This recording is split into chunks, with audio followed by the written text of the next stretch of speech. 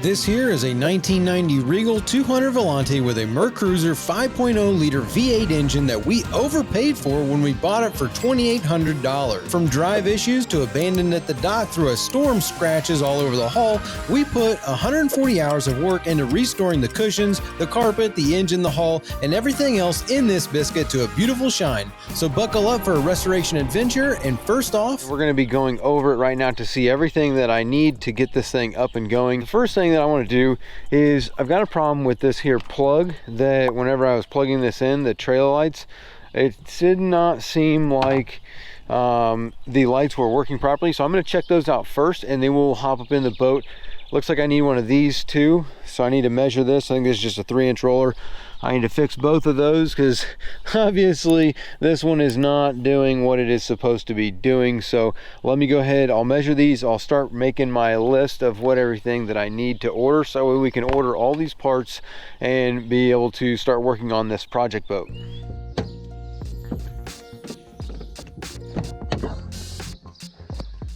Lights on, hazards on. All right, so that one's not working. And those two are working. It's got some LEDs kind of busted on it. This one, that one's working pretty good. These trailer light sets are pretty cheap, so I think I'm just going to replace all these. So what I'm going to do, get a trailer light set. These are 4 inches. Maybe they're not exactly 4. Oh, look what I got. 3 3/4. And width wise, they are 3 1/2.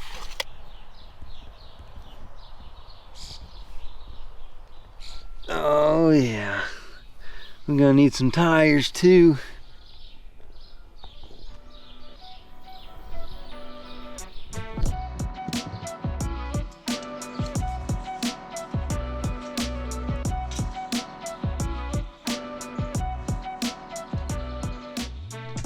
This thing does have a custom made cover with clips, so I'm pretty happy about that. That's definitely a very nice.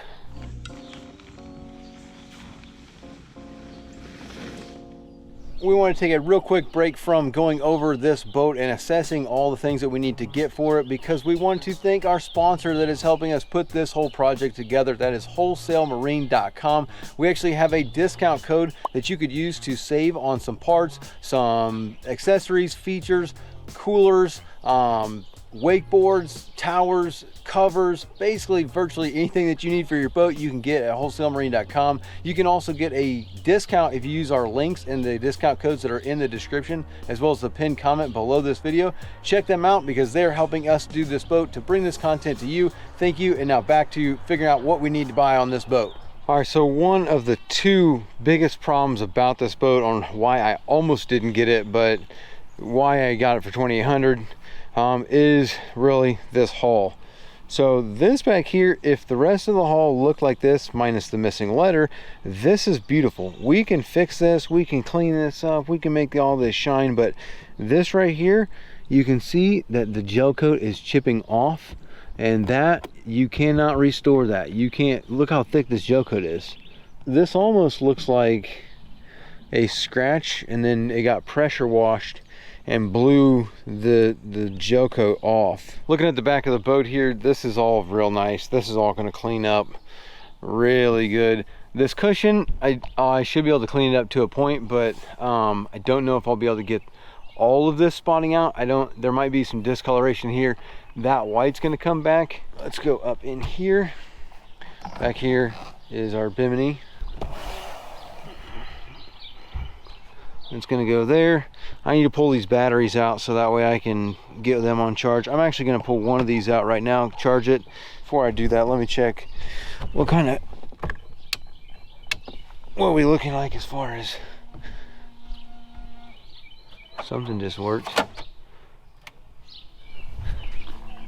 I can hear the bilge pump, so bilge pump works. Cockpit lights, I do not see any lights going, so Looks like my cockpit lights don't work, so that needs to go on the list.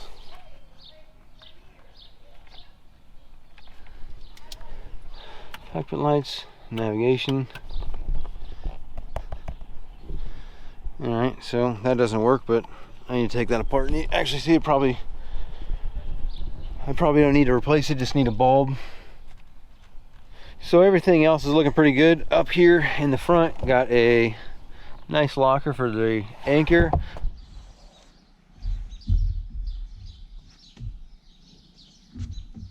Boom. So this is actually the main reason why I bought this thing, is because I wanted this 5-liter V8. We're gonna go ahead and do a service on this thing, so I need to get all of the information in order to do that. For that, pretty much you can find everything through the serial number on any of these boats here.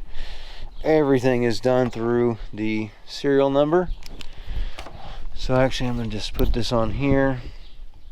Engine serial number is a 0C85278. So I'll be able to get all of my service stuff using that to look up this engine in order to order all those parts. Now the next thing is these seats. I don't know what is up with these seats, but let me see here.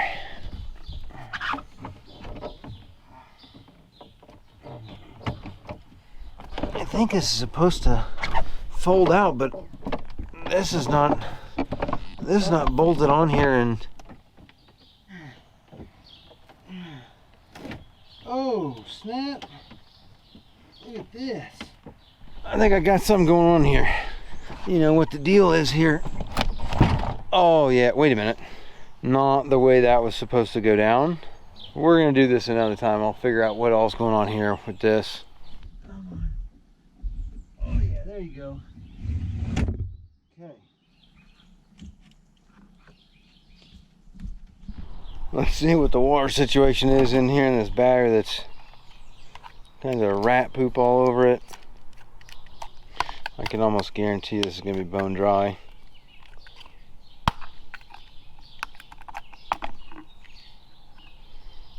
Bone dry. So I'm going to need to get some water. Put some water in this, and I'm going to put this on charger, see if it'll come back to life. Main reason why I almost didn't buy the boat, that is because of the drive. Not only do I got to wrap the hull, because the hull is not salvageable, so that's a problem. But also, if we take a gander, my trim, it doesn't appear to be leaking, but that doesn't mean that it's not leaking, and that also doesn't mean that these hoses here are not leaking, which is also a possibility. But you'll notice how this drive is all kinds of messed up. Skeg's gone, anti-ventilation plate is broken, chunk out of the anti-ventilation plate is gone back here. We got stainless steels, possibly different bolts, metal plate, you can see it's rusting, so it's a different kind of metal. Hydrofoil on there. Anode's gone. No anode. No sacrificial anode. No anode up here around this. There's no anodes around anywhere the trim unit. We got no anodes back here. So this metal plate, these bolts, and the aluminum casting of the lower unit and stern drive, all dissimilar metals, and it is eating the paint. That's what all this discoloration is. That's what all this is. That's what all is going on back here, is the fact that they have all these different metals, stainless steel propeller, all in the water, just creating this massive corrosive issue. I don't even know what this is, if this is just sand, dirt, or electrolysis that is attaching itself to the lower unit. Yeah, that's the big problem there. But that is the boat. Now I'm going to go ahead and start ordering parts. So here's the kicker speakers that I got. Let me go ahead and open up my amp as well. Got the amp here, and then we'll start putting this stuff into the boat.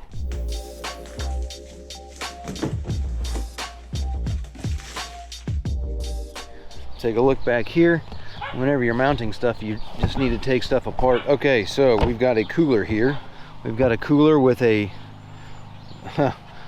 wood thing there.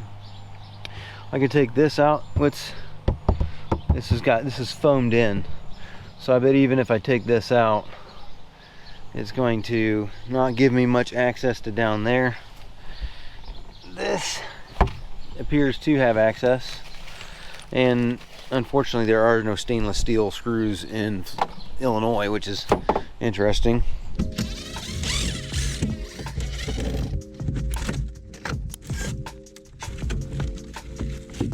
All right, so it looks like we got plenty of wire in here. I'm gonna go ahead and mount the amp.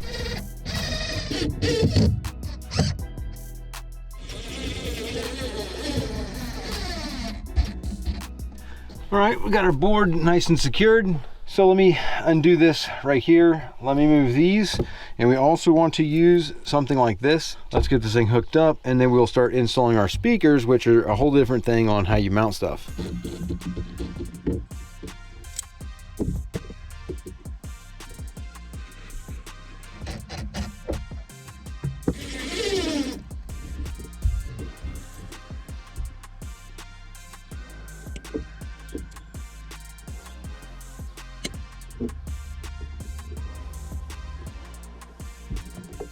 All right, amps in, easy peasy. That was an easy mount.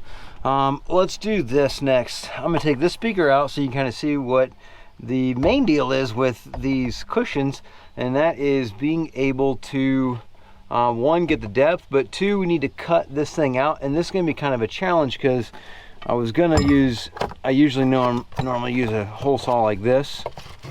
So that way this, basically identical to that. That works good. But there's already a hole there, so I'm gonna have to get my Sawzall, and we're gonna have to Sawzall around there. I'll use this as my stencil. So I will take this out. Once I get this out, we'll use the knife, and this will stencil around there, and then cut the fabric with the knife, and then we'll use our Sawzall to cut that out. Also, I got my shop back there, a little vacuum, that way I could suck up any of the dust and stuff. And then once we get that in, that'll be these two with the fabric.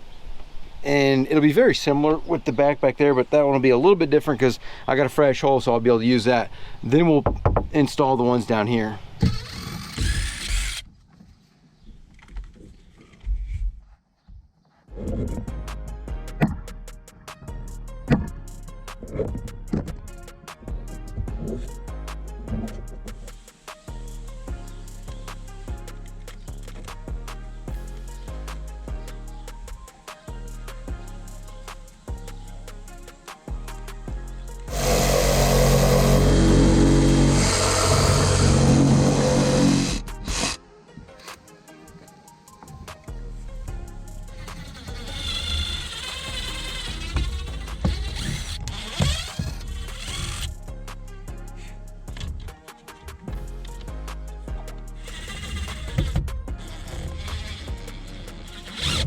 Yeah, that looks beautiful.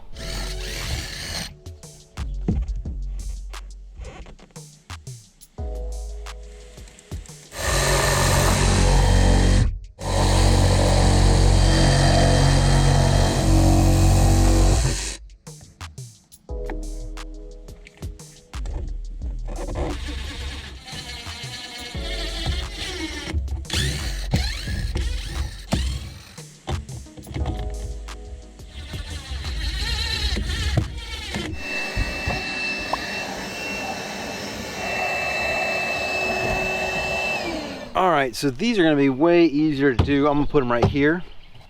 I got plenty of space. As you can see, if I set that like that, don't even stick out. Same thing for here.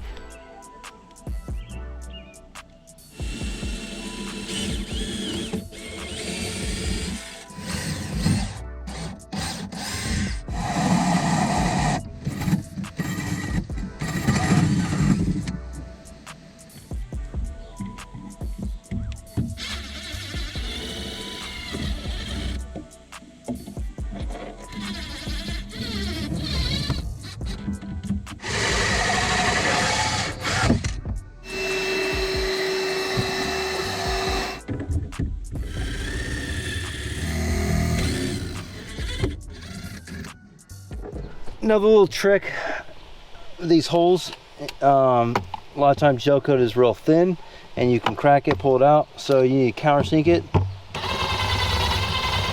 Use the tip of your screwdriver to countersink them.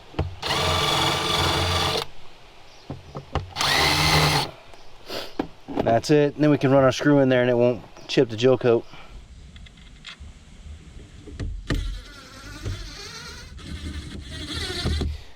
Okay, speakers are in. Looks awesome.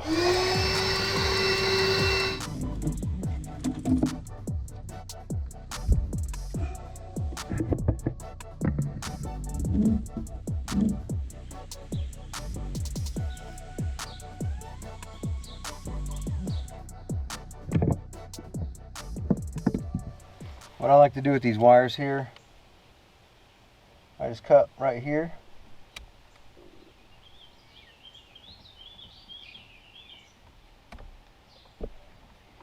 Split it.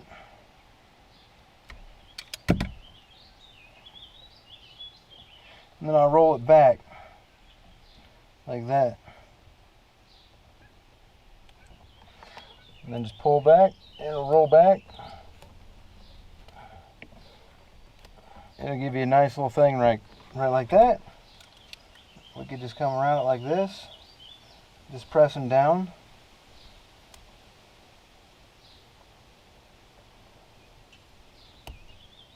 Now you got a nice clean little end to it. Get you a set of these.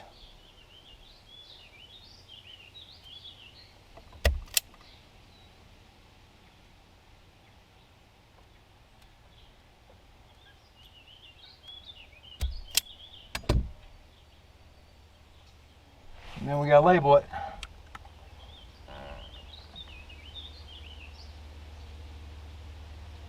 And now I can put that up there, and that's gonna look nice and clean.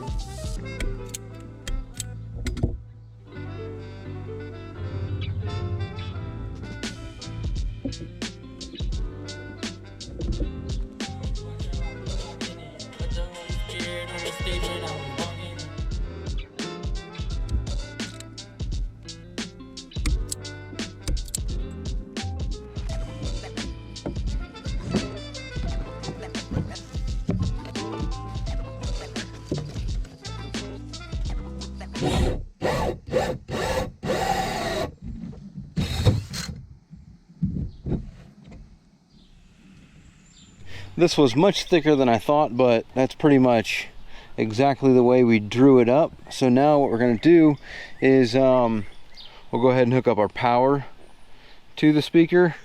I'm going to do these RGBs later, and this thing's going to look beautiful, perfectly just the way we drew it up. So let me stick this in here and put some screws in it.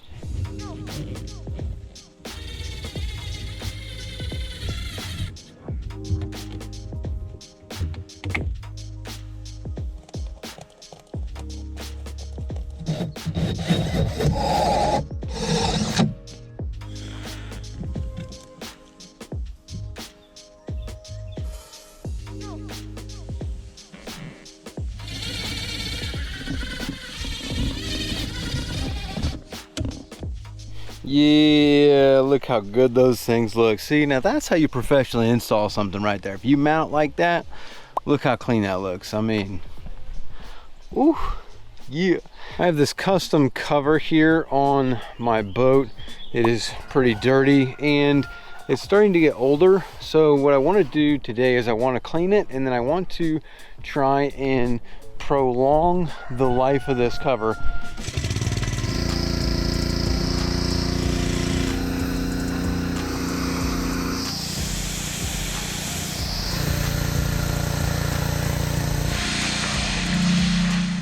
pull it off the boat, and then we'll work it on the ground.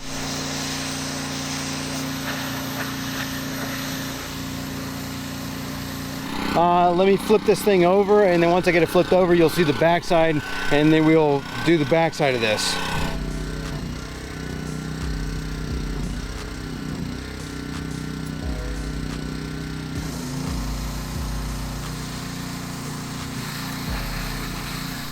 Well, I ran out of gas.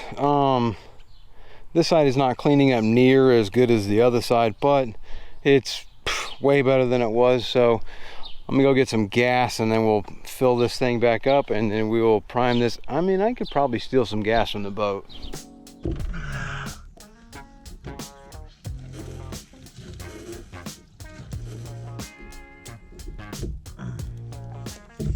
And just like that, I have stolen some gasoline. Get this old biscuit fired back up, and we'll get back to pressure washing. Yeah.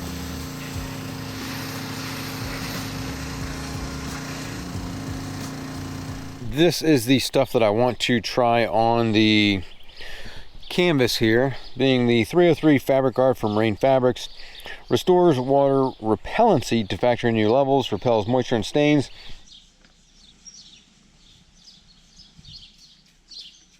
Well, this stuff seems to be pretty good. I mean, it seems to be working really good. I just killed this entire bottle though. That was only about half of the canvas. I am going to order 2 more bottles of that and then douse this thing again. Maybe even another 2 times. Maybe I'll get 3 bottles and douse the whole thing. 2 loads and then plus 2 on my bimini top. I'm going to want to get these belts. I want to check the thermostats. I'm going to want to pull this off. I want to see the inside of here to kind of see what I'm looking as far as buildup in the cooling system. I need fuel filters. I need oil filters.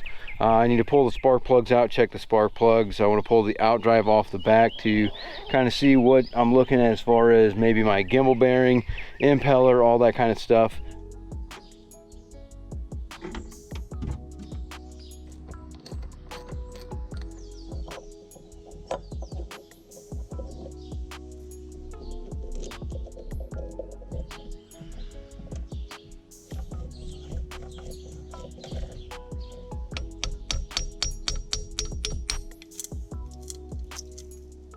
So this doesn't look terrible. There is a bunch of rust and stuff inside of these hoses, and then this also not looking the hottest. A lot of rust inside all here.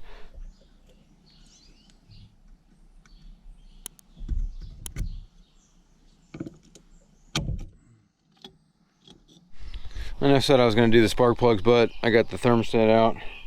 This thing was a pain to get out of there. I need to clean that thing up. Probably come in here and kind of clean this up the best I can.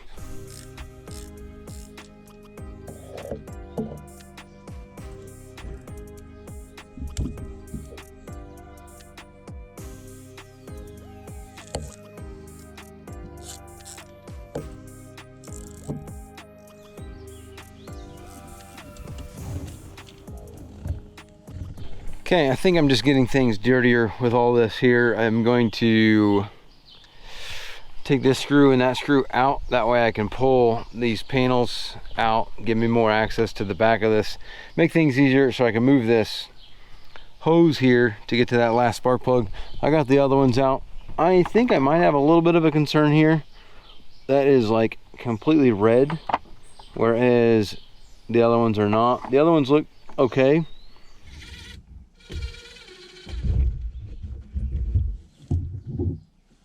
Okay, so got my spark plugs out. Now that I got it in forward, I'm gonna go down to the back and pull this drive off of here. I need to put a battery in the boat. That way I can pull this drive. I can trim it down. I'm gonna need to lower the tongue to get the front of the boat down. These caps are gonna come off. These right here. I can just spin those off, so then these will come off.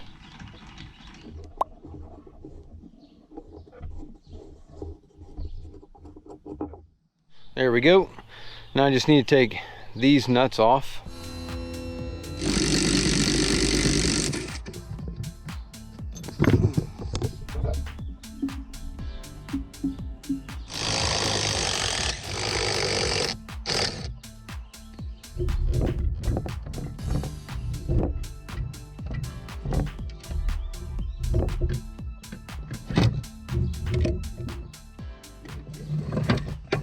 Well, honestly, this looks really, really good in here. I mean, lots of grease on this, all spinning nice and good. It's way cleaner than I thought it was gonna be, and I'm pretty excited about that. Still got the trouble with the lower unit here though, where, oh man, this is what's cracked. Not this. I was thinking I could just change this piece out and leave this upper, but I might have to change this upper too. Now I think I'm gonna scratch some of this paint up and see if I can't do a little inspection. Maybe I can pull this thing off here and just weld this for the time being before I go and buy new manifolds, new risers. I will wait on that. If I could pull this off and weld that, I'd be smooth sailing and not have to spend that much money right now. So I'm gonna scratch this up a little bit, see how deep this crack is and whether or not I can weld this. These need to come off here so I can pull the risers off of there. That can get pulled off of there. This whole thing's gonna need to come off of there. So I'm gonna just start taking all this stuff off. There's bolts right here that have this thing attached on. So once I get this off, get this off, I'll be able to pull this off.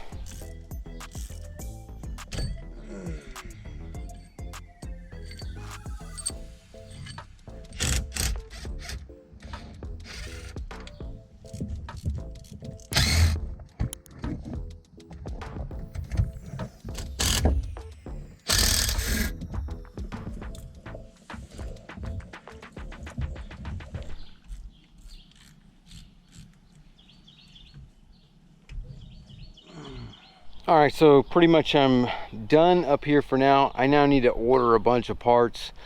I'm gonna redline that and that.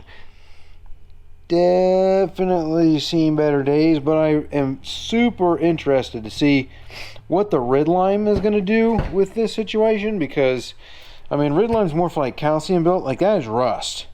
Just rust a lot different than just regular buildup. So let me grind this out and we'll take a look at if this is going to be, if we're going to be able to weld this or not.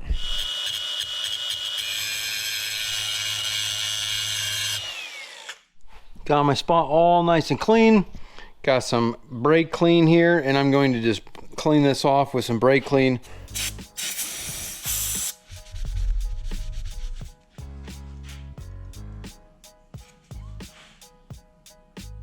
And there we go, nice and caked on there, looking beautiful. So we're gonna let that sit. Let me pump that out and then we'll close it out for today. All right, so we can have a little moment of truth here. There we go. Okay. Honestly, this does not look too bad. All right, so now that we got a good clean sample of the fuel and we know our fuel's good, we're gonna start today off by getting our cooler straightened up here. This is got some foam stuff on it.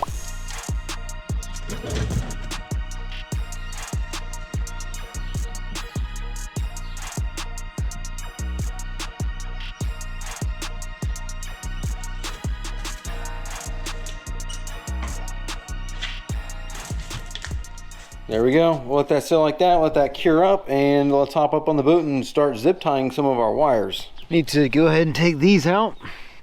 These are the old speaker wires. I'm gonna rip all those out and I'm gonna get these tucked up. So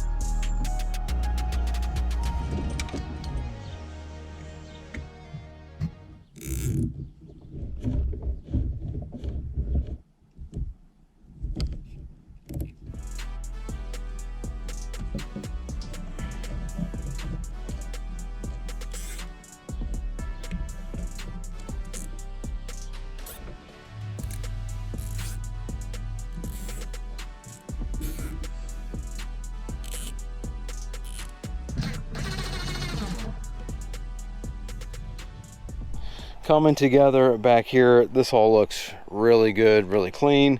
Same thing, all this is looking clean back here, all nice and clean.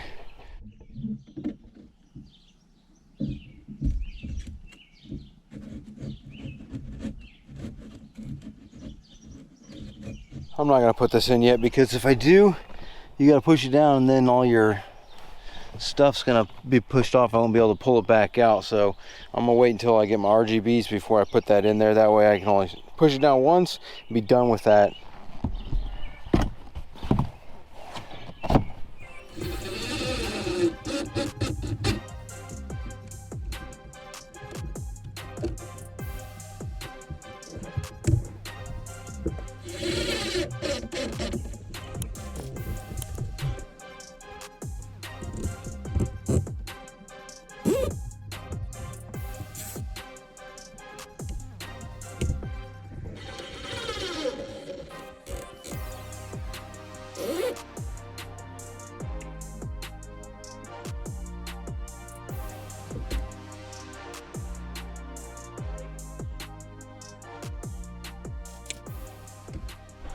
And that is what it should look like.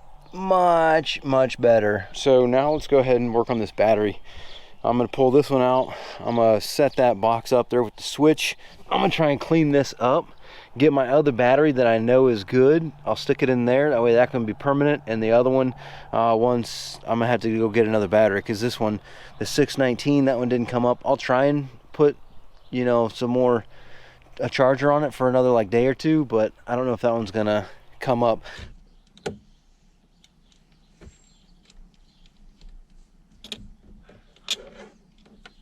Look at this connection here. I could just have a dirty connection, but at the same time, I had scraped that with a wire brush before I put this on there, and that is a lot of rust and a lot of corrosion, which tells me that these ends are some cheap stuff that is not tinned and should not be on a boat. This is exactly why you don't want this kind of a connection. You want tinned wires, because if you don't have tinned wires, look at that, they just turn into trash really quickly. Let's get this battery out of the boat and get all this kind of cleaned up.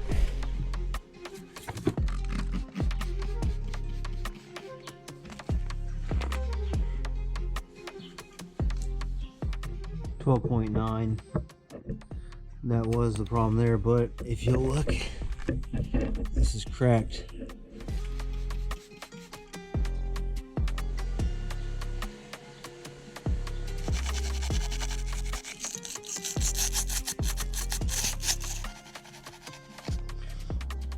But just so we can run the boat, I'm gonna keep both those batteries in there for now. I mean, the one will need to be replaced, but just to run the boat will be good. All right, so I've been looking all over for these tinned battery lugs, and so I'm gonna go try the battery specialist here in Mattoon, Illinois, which is gonna be a far stretch if they have it or not, but it's a possibility. So we're gonna go check that out right now, and we will see how we make out. That was a super successful trip, surprisingly. The battery specialist, I got both of my power cables.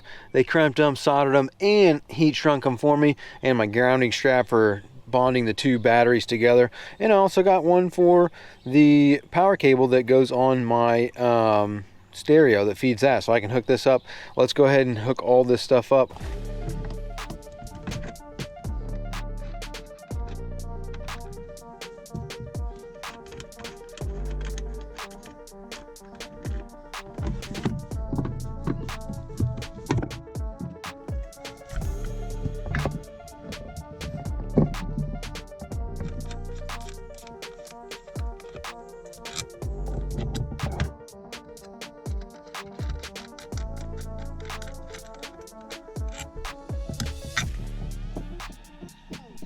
Go ahead and get these battery boxes out of here, and I'm gonna get back here with the vacuum.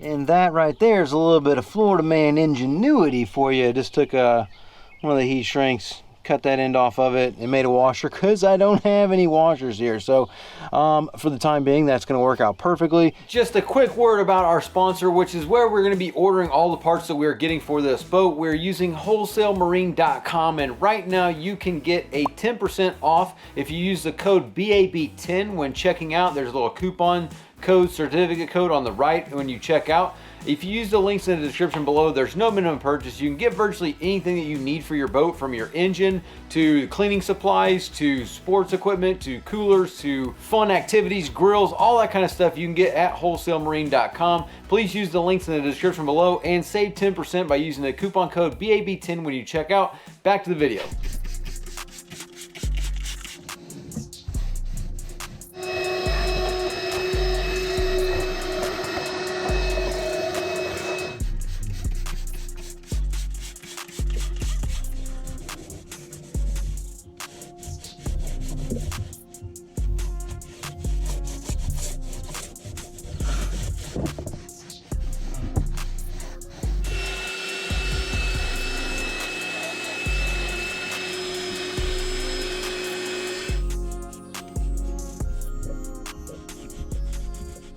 There we go. Much better. Much better.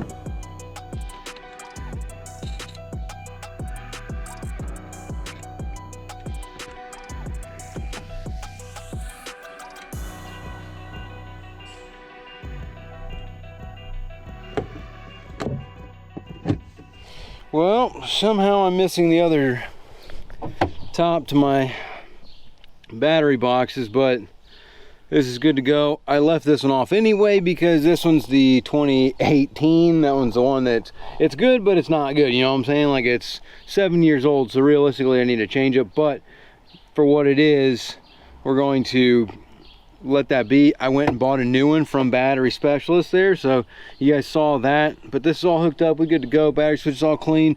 Bam, bam, we rocking and rolling. Now for this float switch. Let me get this cover off of here and we'll get down there and take a look at this float switch and see what's going on.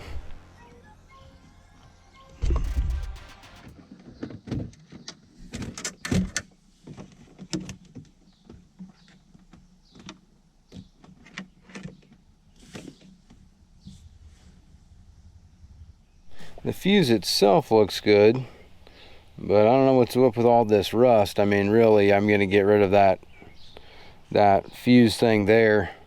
I don't like these kinds of fuses on the boat for that exact reason. They're not sealed, they're not waterproof, so I'll probably get a new fuse for that. And then I just need to find the rest of the wiring for my bilge pump, and then we'll be able to figure out what's going on and why this float was disconnected.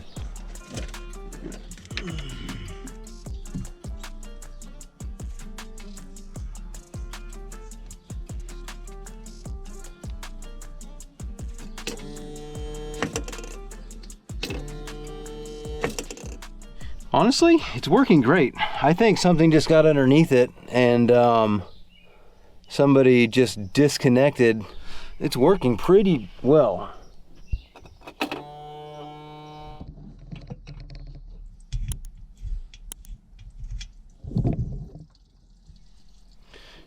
You know, I thought I wanted to change these out to the blue ones, but I mean, this is pretty good the way it is.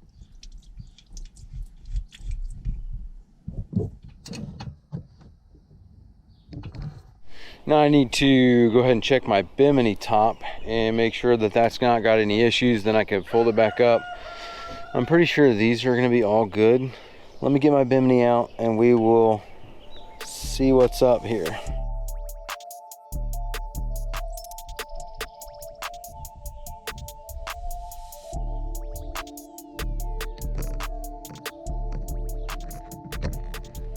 All right, so the bimini's nice. I don't have any problem with the stitching. Looks like this was originally has the rest of the stuff here, but I don't have that. All my stitching's looking good. This thing's actually pretty clean. I'm going to button this back up, put it back into here, and then we will move on to our other tasks.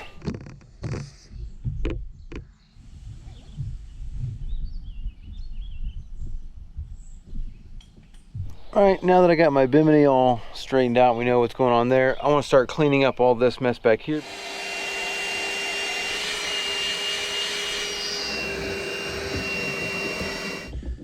There are just so many of these wires that I'm not sure they've been cut and disconnected, so kind of clean up a little bit.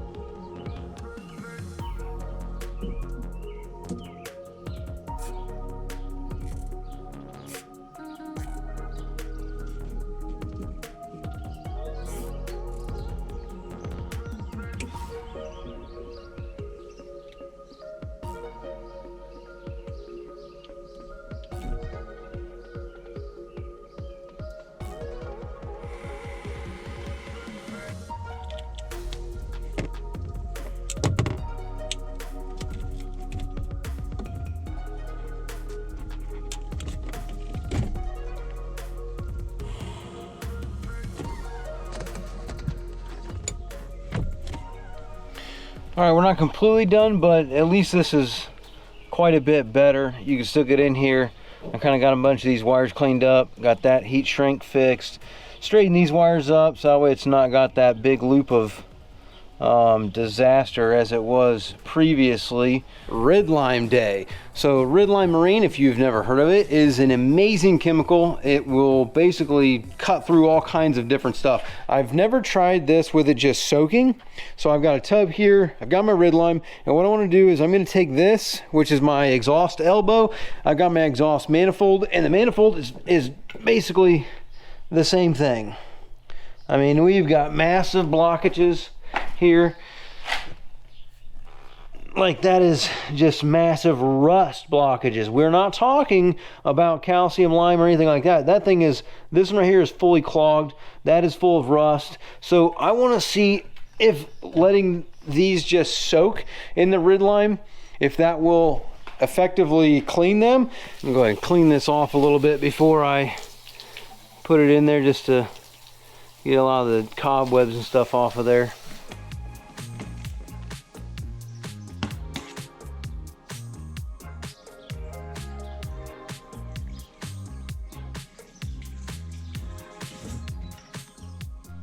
So this is starting to bubble out of there. That's pretty intense. I mean, this appears to be doing something already, because look at that, it's just foaming out of there.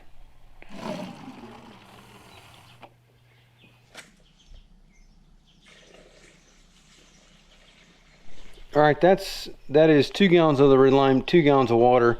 A lot of action going off, pouring out of there where all that rust is in the cooling passage.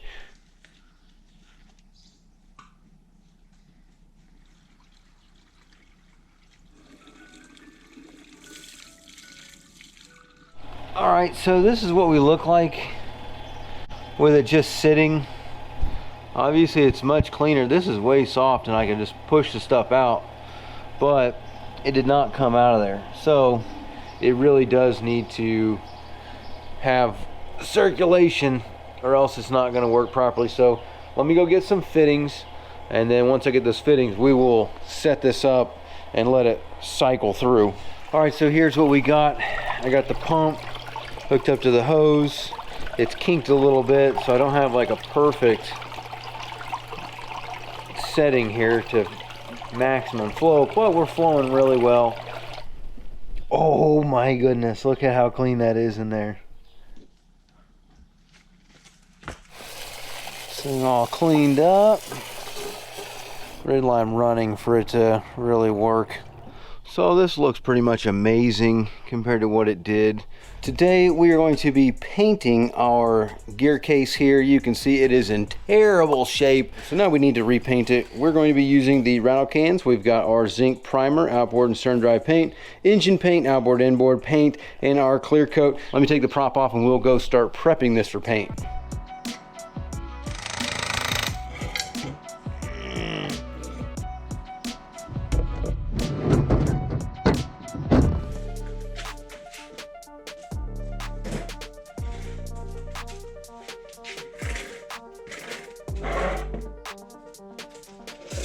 This looks like a legit operation. All right, let me pop this out and get some oil out of here. Oil vent, pop that out. It's gonna take probably a little bit for this to drain out, but I'll start taking this thing off once we get our draining.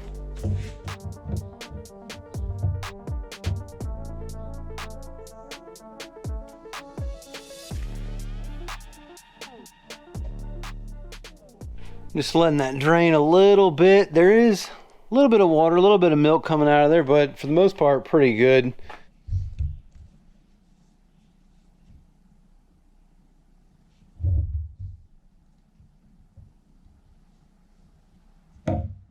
Now that I got the oil flowing, I'm gonna go ahead and start working on here. Pick these out, see if I can't get these things up. This is just too much going on here. So get this thing off, then once I get this off, then we'll work on splitting that.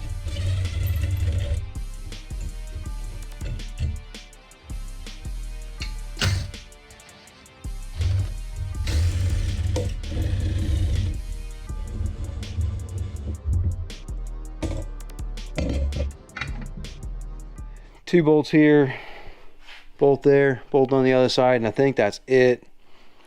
I don't know if there's something under here or not.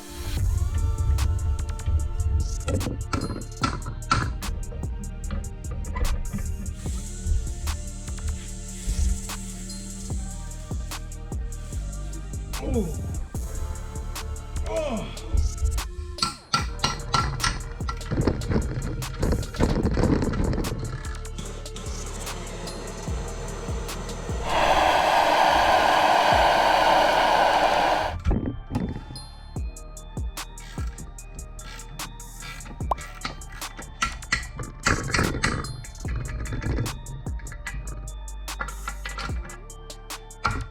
Got the anode off, nothing a little heat and some PV blaster can't fix, so now we're gonna hit that one up, get that thing off. And then we should just leak oil all over the place, probably.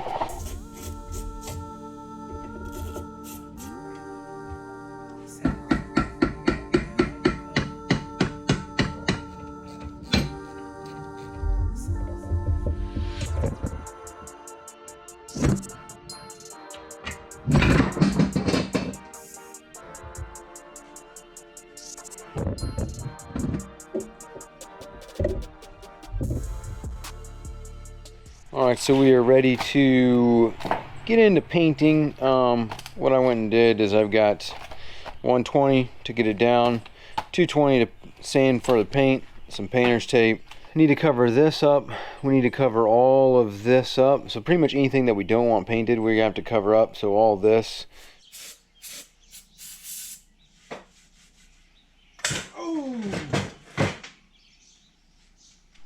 Well, this is pretty much not even worth painting now that I've hit that. This whole thing is no bueno. I'm probably just gonna grind this off. I'm gonna go ahead and paint it just to paint it, but I'm not buying a new one.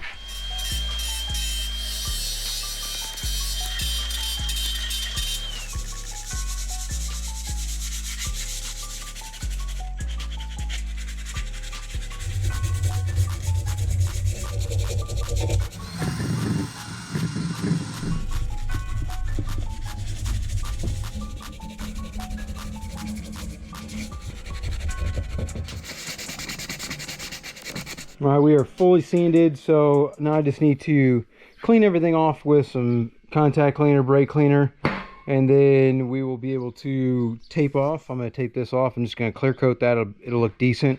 Same thing for back here.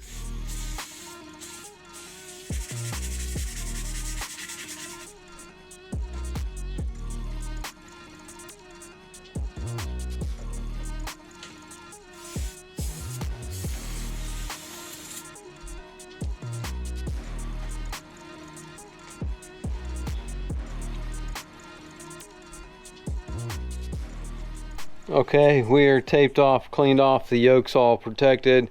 It is all protected. Sticker's good. Screw the vent. I'll let that send it. Threads are protected. That hole's protected. That's good. Shift shaft all good. Let's do it.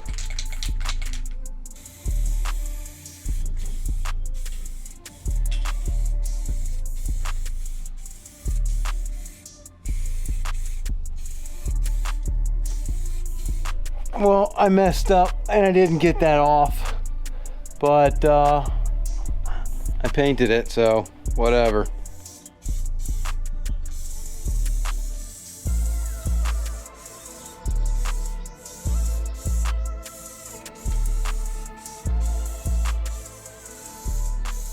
Okay, and that is 2 coats, looking awful shiny. It's kind of dark back here, kind of hard to see it, but looking pretty good for what it is.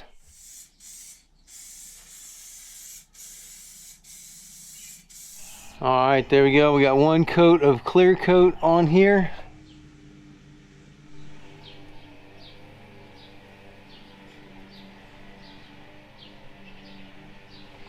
Oh, it's gonna look sweet.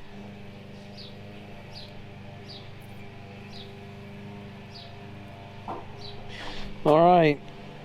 I'm still upset that I had to paint over my Alpha 1 sticker, but I'm gonna go ahead and hit another coat of clear coat.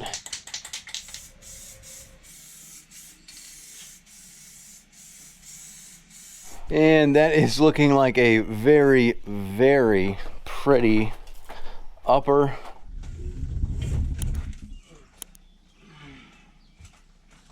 And it is looking absolutely phenomenal. This morning we're going to get the elbow and the manifold onto the engine, so that way we can then create our apparatus to flush the engine using our rid lime here. Let me hop up on the boat, get this onto the boat as well as my manifold, and we will be able to start flushing it.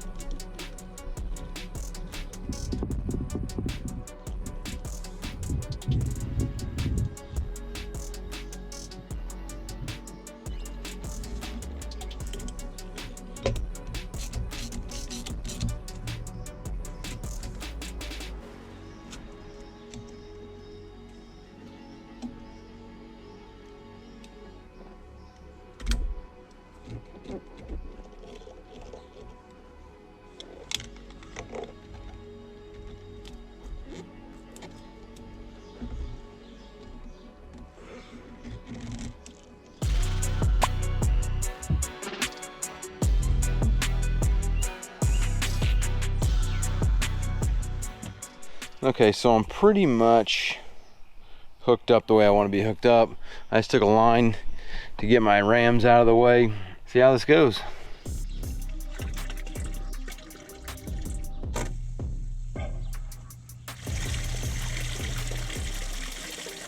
All right, so I had to immediately turn it off because I am leaking right here. I need to get me hose clamp, 2 hose clamps, 1 for here, 1 for there.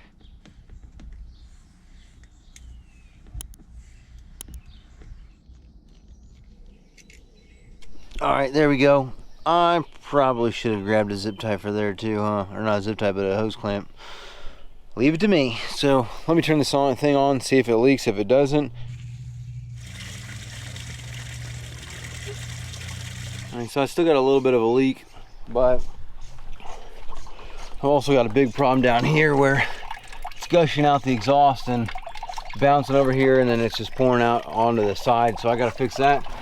All right, so piece of cardboard right here, kind of bend it in, catch it all, push it in the side. Same thing for the other side. I mean, it's working exactly the way I wanted to. I just don't, it takes so much stuff to one, catch it all, and then two, to fill that engine. I mean, that block is massive. So we got 8 gallons of stuff rolling through there. So all right, so this seems to be working pretty good, but I don't know if anything's really flowing through here. So I also don't know if anything's flowing through here either. I might have to move over to here. Let me do that, and then I'll let this sit for a little bit longer.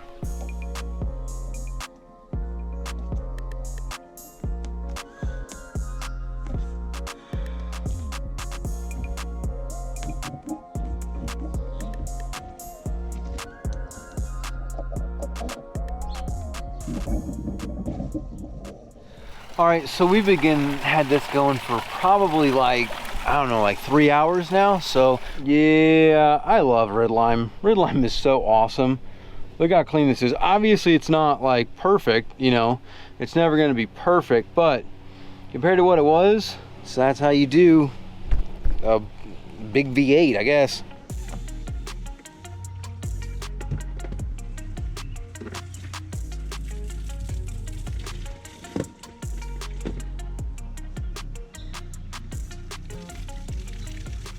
So we are here on the Wholesale Marine boat. We're actually running our Red Lime flush right now. If you want to know more about Red Lime, you can check out that video. But we're going to be servicing the engine today. Very basic. I mean, we're going to be doing the belts. So we got 1 belt, 2 belt. We've got the fuel water separator. We've got an oil filter back there. We have got the spark plugs that go in here. We've also got the we got the thermostat, and then we're going to be changing the oil. So pretty basic as far as a service goes on an engine.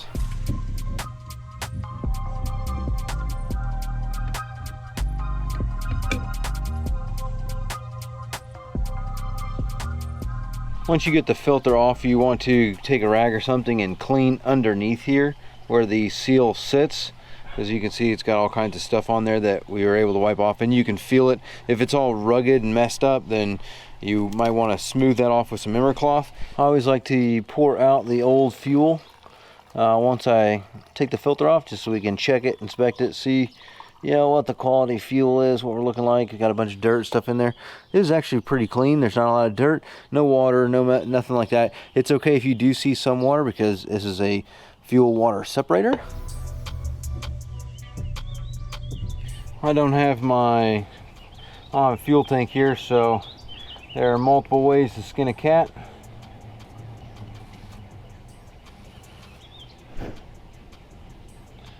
We're just going to skin it like this.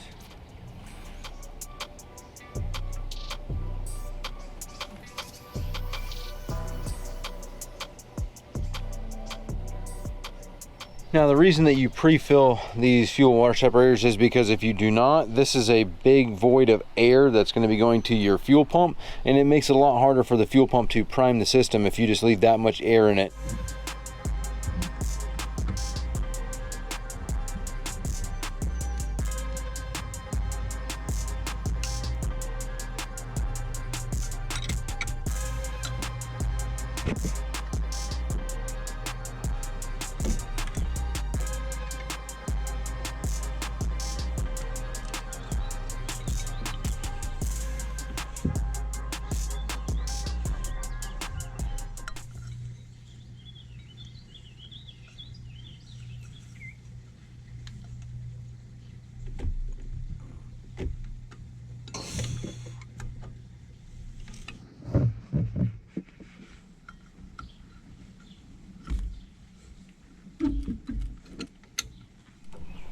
All right, there we go. We got both the belts changed out, easy peasy like.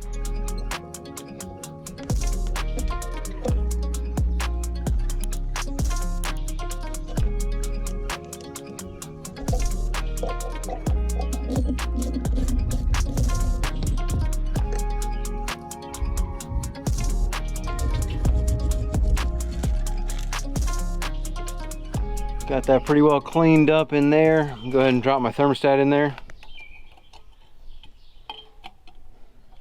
Okay, now this thing,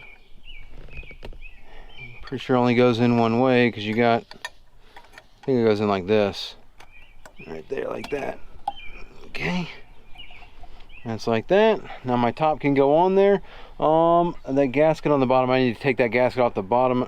Can I flip this thing up? Oh shoot, I put the, no, I got enough space, so I'm gonna see if I can flip this up, change that gasket, and then we'll put this thing down and be done with our thermostat. Hey, sorry to take you away from the video, but real quick, I want to thank wholesalemarine.com, which is helping us out with this boat. We got virtually everything that we're doing on this boat from wholesalemarine.com, and right now you can save 10% on anything that you get, which is virtually anything that you could need for your boat when you use the coupon code BAB10 there at wholesalemarine.com. Make sure you use the links in the description below or the pinned comment. Now back to the video.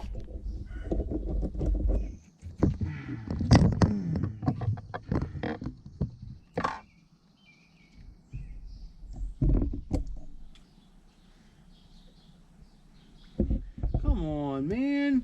Just a little tip about this. If you could see, when you move this, the water flow changes.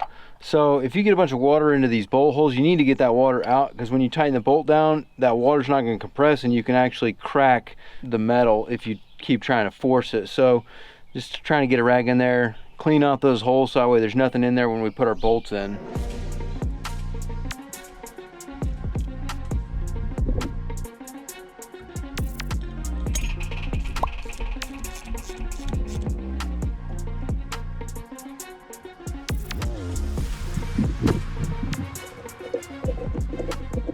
Thermostat's done, so I'm going to top off my ATF and then we'll finish the service tomorrow.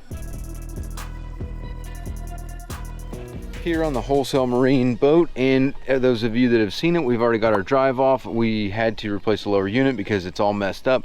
We painted the upper and it is looking absolutely phenomenal. I did mess it up a little bit in a couple spots because I forgot how long it takes paint to fully cure up here in the cold weather compared to Florida, but the upper's good to go. I need to get that off of the drive so that way we can basically put this drive back on there.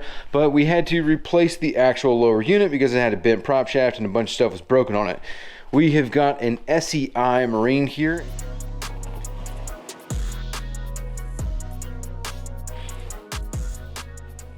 Now these are pretty good to go for the most part. I don't think I really need anything for the SEI. I'll change these O-rings out on all this stuff, put our gaskets on, and we can put this on to the actual boat itself. We'll just get rid of this pin. I'll see if I can pull this out right here. Bam! Well, that was easy. So got our pin out. Now I'm pretty much ready to go ahead and put this back on the boat.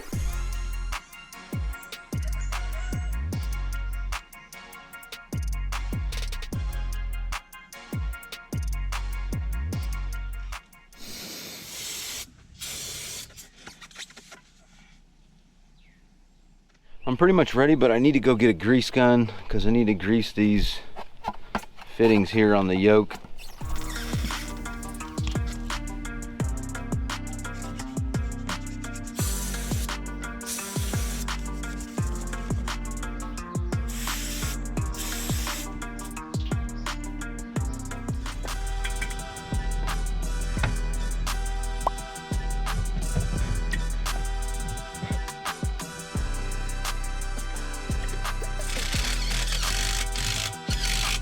Well, I scratched the snot out of that one, so that's unfortunate, but let me go ahead and pick this drive up and slide my bushings and all that stuff in there, and then we can put this rod through there, and that will be that for our drive, the upper. Then we can put the lower on.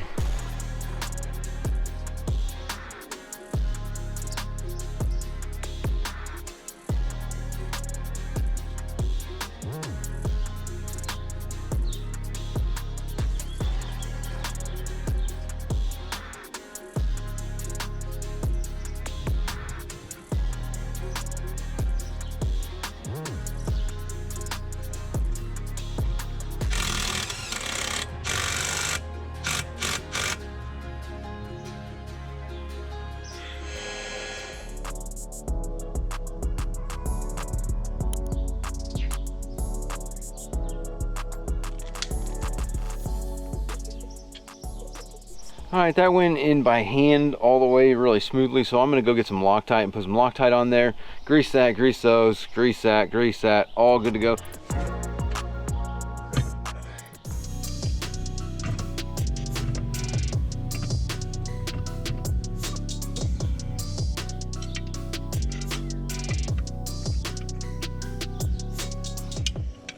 All right, lower units on the drive, good to go. Need to put my prop on there, still need to get an anode, but other than that, painted, looking pretty. So now we need to trim this thing down and have it tucked just a little bit so that way we can fill the gear case from the bottom.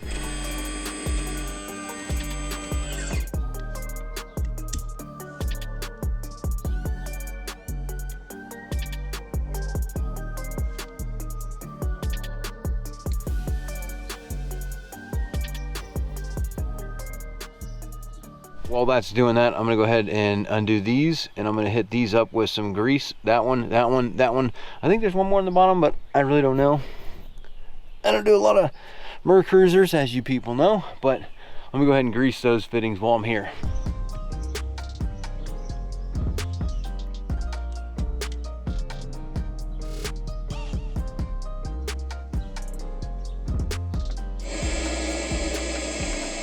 Okay, the last thing I need to do is get the prop on here.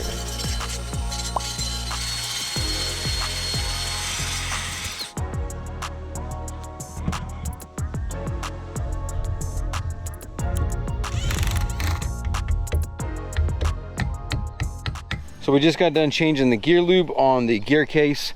We've also greased this fitting, this fitting, this fitting, and this fitting right here for the gimbal bearing. Never mind, I forgot I gotta put all the spark plugs back in here, so let me put the plugs in there. I might as well go ahead and come back here. I want to say there's a grease fitting back here that I gotta hit somewhere. Right there's one. I'm gonna hit those grease fittings, put my plugs in there, and then we'll start and run the engine and change the oil.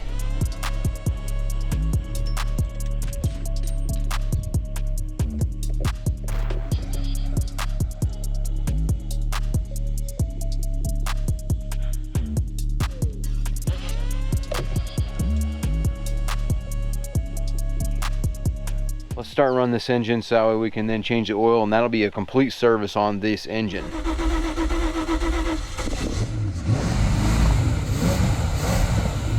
All right, there we go. Running pretty good. Sounds good. Oh yeah. Not a lot coming out the exhaust, but we're pumping enough water to be all right. All right, I see a little bit of a drip right here coming out of this hose. I have to go see if I can't tighten that up. All right, so fuel gauge working. Tachometer just under 1,000, that's working. This thing's at like 11, bro. So I don't think that my alternator is charging. So we're gonna have to figure out what's up with the old alternator. Fuel gauge is not moving, so that gonna need to do a little inspection on the fuel gauge as well. Fuel gauge not working, alternator not working. Let me finish the service, we'll clean the engine, and then after we clean the engine, then we can move on to figuring out what's up with the alternator and the fuel gauge.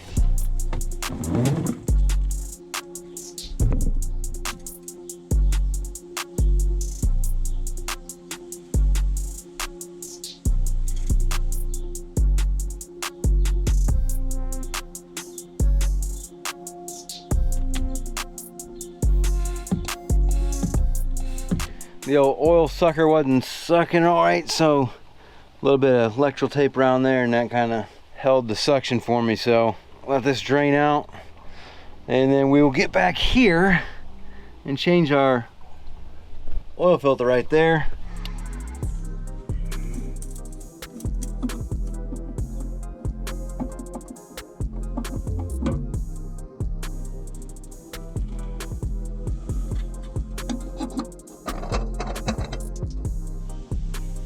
Today I'm going to show you how to super clean an engine like this. This is an inboard engine on a boat. We're going to be using a couple of things here. One, this is going to be a shop vac. We're going to use this to suck out stuff like this.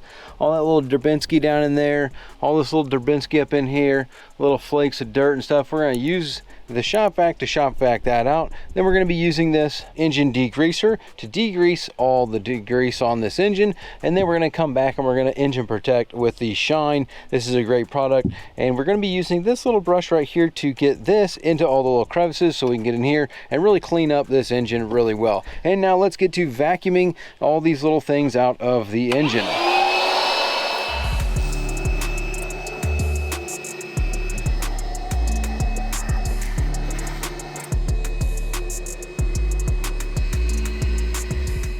And give everything a nice little squirt, and then we can come back and start working in with our brush, and you can see the stuff is flying out.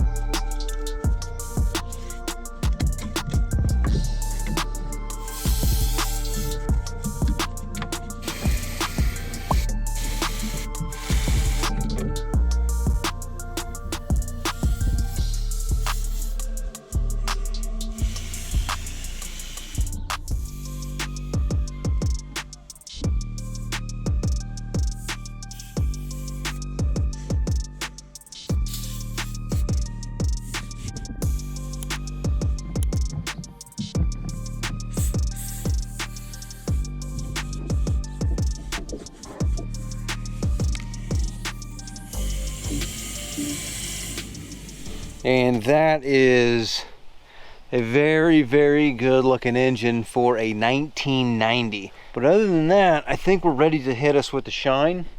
So we're just gonna be using engine protection Shine. You just spray this on, wipe it all on.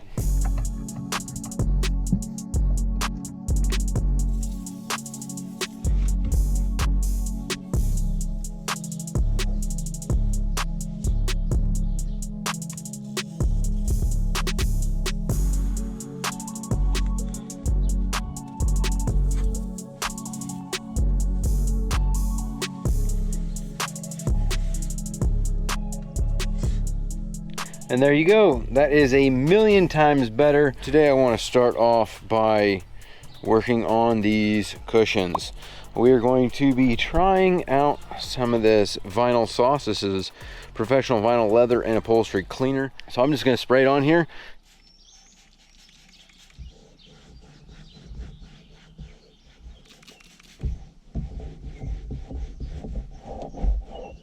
So it does pretty good. Cleans it pretty good, but it's not touching these spots. And I don't know, you know, the Clorox is the only thing that sometimes touches those, but sometimes those are permanent.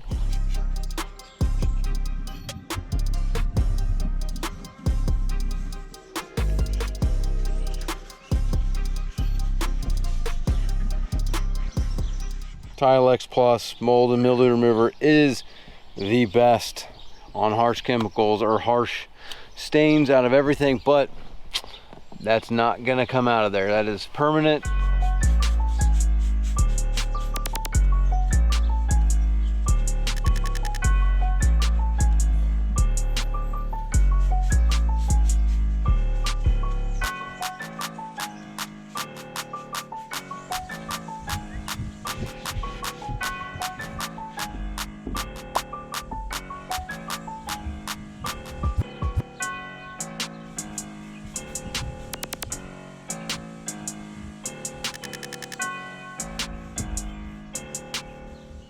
Much better. Is it perfect? Of course not. We still got tears in here, still a little bit of dirt looking on here, but there's nothing.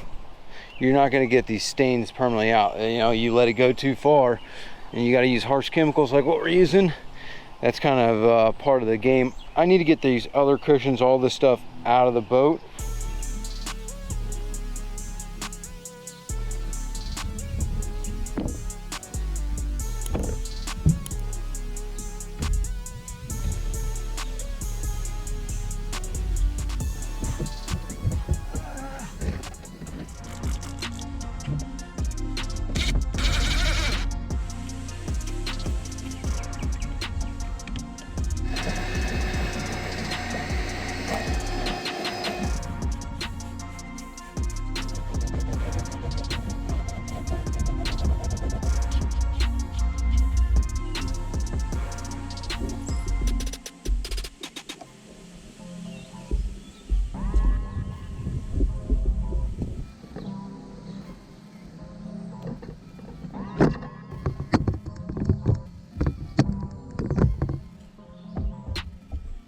Okay, I've got these, I bent these down a little bit, so that should help.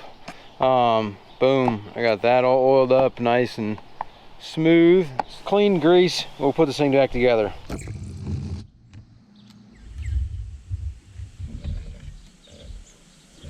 Voila, perfect. So this thing's doing exactly what it's supposed to do.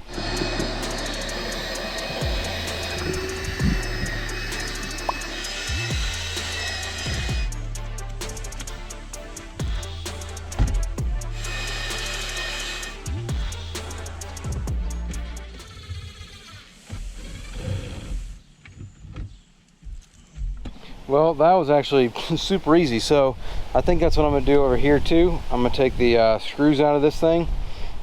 There's just 4 of them, one on each corner, and I can pull the whole apparatus out of there. I'm gonna clean this one up here right now, grease it all up so it slides nice and smooth, but then I'm gonna actually take both of them out of the boat.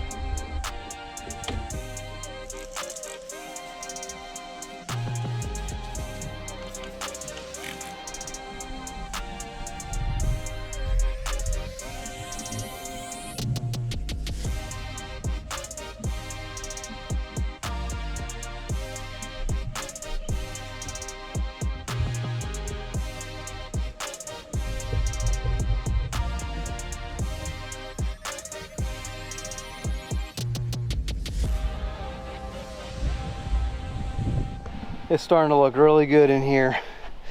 All that's looking clean. All that's looking clean. This looks real clean. Obviously I can't do anything with that. That's, you know, donezo. And then same thing back here, like I was saying originally. Nothing's going to get this out of that upholstery. You're gonna have to redo it. You could use that SEM paint. I've never tried that, but that is something that you could try and repaint this, because the canvas isn't terrible, but yeah, for the most part that's donezo. I'm gonna leave that as is. So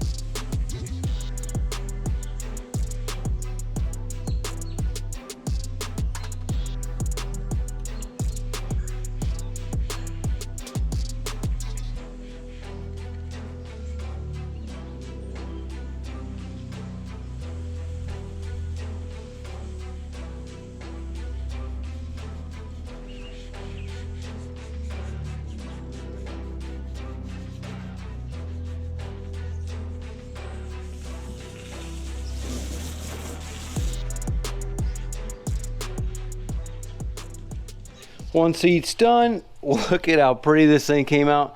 This looks beautiful. I'm gonna go ahead and stick this one up in the boat, get it attached, and then I'll come back here and get that seat done. And the only thing left will be our other 2 portions that go in the back of the boat. I am gonna clean them and put them back in. I'm not gonna get these redone, but these, out of everything in the boat, these are what needs to be redone when it comes to the upholstery. Like this one here, you can tell. This is what I'm talking about with the material. You see how it just breaks down? It gets brittle and then breaks off. Like, that's what it is.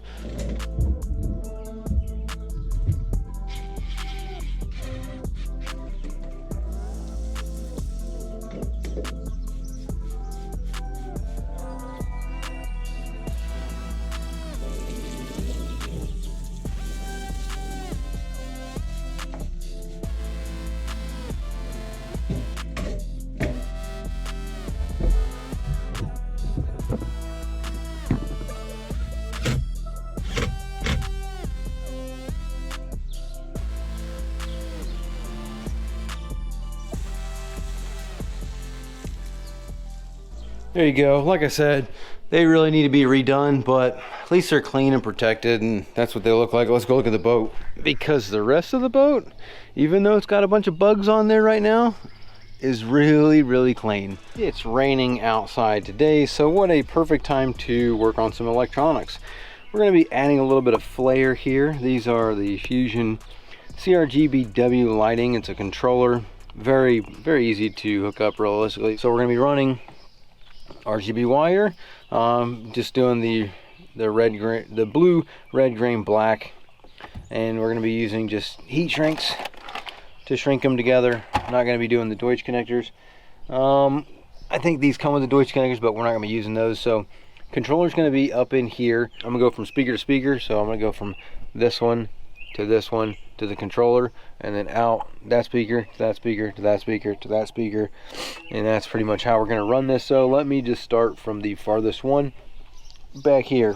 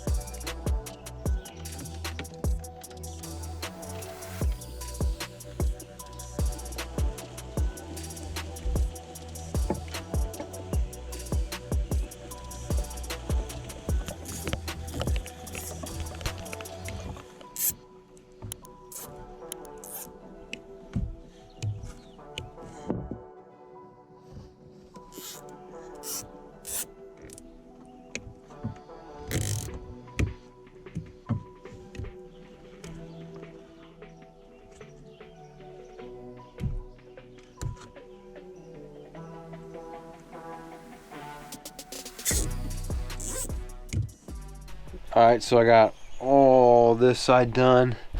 Look at that speaker done. Oh, that looks really good. Even up here, I got all this one done. So coming down around there. Need to clean this compartment, but my wire's right there. I need to throw the other one up over there, bring it into here, and then I can start in on this side here and move all this stuff back over to there, and I'll at least clean all this trash up.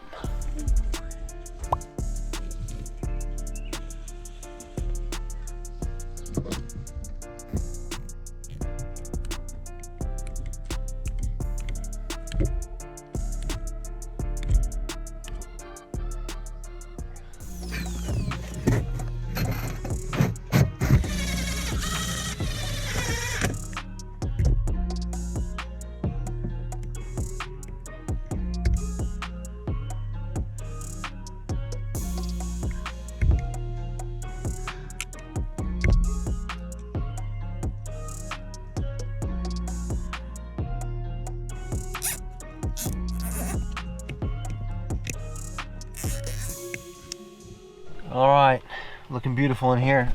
I mean, I need to clean this out and tuck this in, but looking real good. All that's left to do now is hook up this to the radio and then get those two hooked up, or not to the radio, but to the light controller, and get the light controller put in. So I think I got a pretty nice spot right here to mount that thing.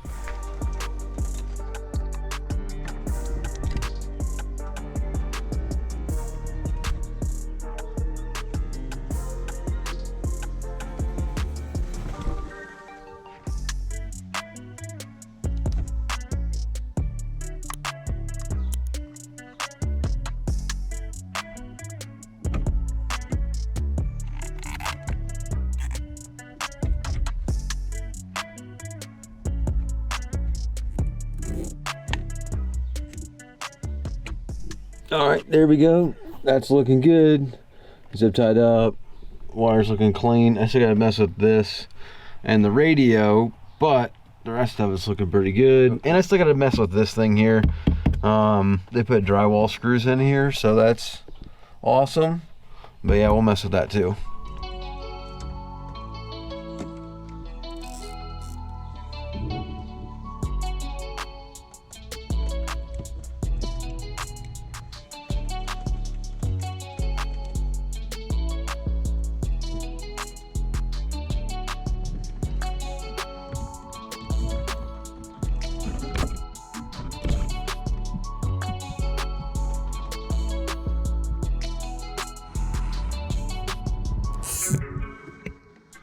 All right, we're on the home stretch now. I just need to grab the wire, head to the back there and do the last speaker, and our RGBs will be in. We can try them out.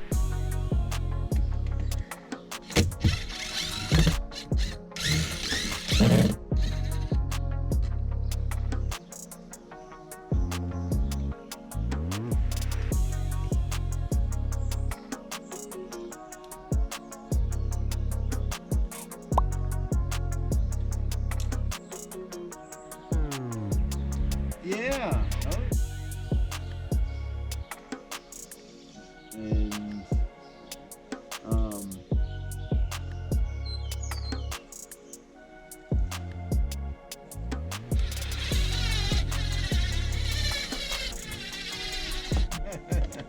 And all right, let's see here. A couple of AAAs that I found. It'll work. And let's turn that on. Oh yeah. Now we're just gonna go with, I don't know.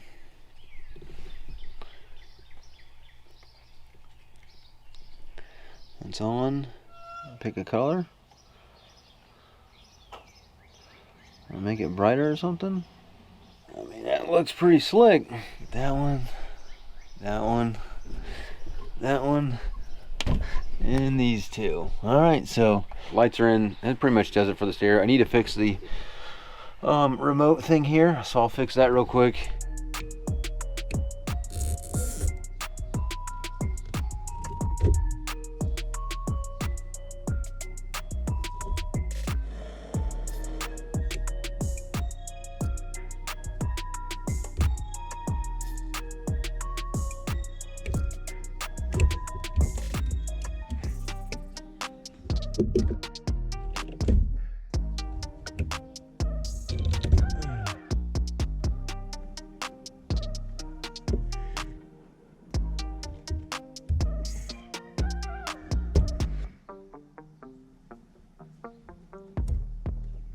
There we go, that's much better. This will be able to just tie up into that one. All I need is a little black wire to go from here. There's my end with the splitter I can put right here, and that'll secure all this. The rest is all looking good, rolling nice and cleaned up. So we're done in here. As you can see, the carpet in this boat is pretty rough. I mean, we got quite a bit of stains in here. We've got a lot of dirt in here. I need to get the vacuum to start vacuuming this. I've cleaned these in here. You can tell a significant difference, even though I need to vacuum again because stuff's been blown in here, is we're going to be using this right here. This Starbright Ultimate Carpet Clean for all carpets, cleans and dissolves tough stains, grease, and grime, eliminates and neutralizes odors. Hey, real quick, this carpet cleaner is awesome stuff, and we want to give a special thank you to wholesalemarine.com for helping us out with this project, which is where we got the carpet cleaner. And right now, if you use the links in the description below or the pinned comment and use the code BAB10, you can save 10% off on anything that you get from wholesalemarine.com if you use the code BAB10. Again, thank you, Wholesale, for helping us with this project. Now back to the video.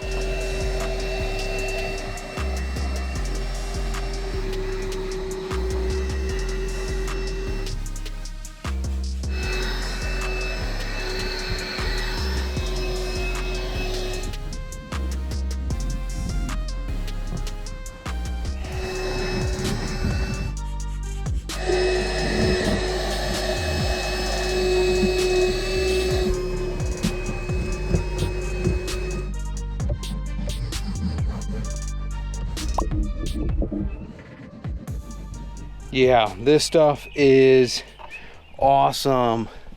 Look at that. That looks amazing.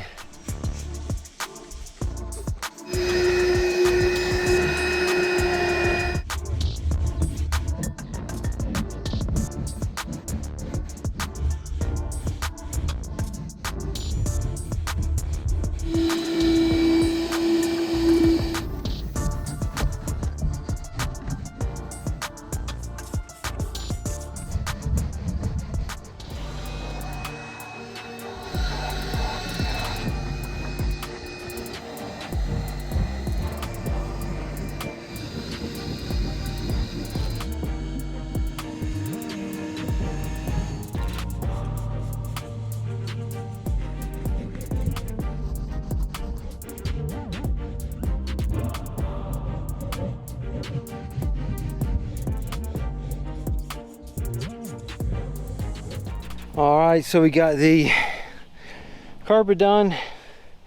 It could use a little bit more work. It's just a lot of work to do these carpets. This looks really good. Once it dries out, it's a lot cleaner too, but I might have to do one more round around it. You can see some like darker spots, but for the most part, this stuff is really good. So here is our battery gauge, basically our voltometer, and you can see the numbers on here. We've got 10, that would be 12, 14, and 16. So unless this, when the engine is running, is above 12 and a half, say around 13, your engine's probably not charging your batteries. You're probably going to be having dead batteries in your boat all the time. And I'm gonna show you how to fix that. So this is a voltmeter. This is a digital voltage meter. And this is basically all you'll need in order to figure out what is going on. And I'm gonna turn to right here, volts DC, because that's what this is gonna be putting out of it. And I will attach this to the ground. So, well, I mean, actually, what I could do right now is go to the ohm meter, and we can see if this is connected to ground or not. So we can just touch this right here. And as you can see, we have 5 ohms. So 5.6 ohms, not terrible. It probably could use a clean on the connection, but that's not going to be a problem with why the alternator wouldn't be charging. Let me go ahead and start the engine and show you what we're looking for. Alright, so we are back on the volts DC, and we're going to check. We got 12.18. We're consuming power, we're not charging power. Take this off, and we're going to come down here. We're going to attach it to this right there. That is on our orange wire.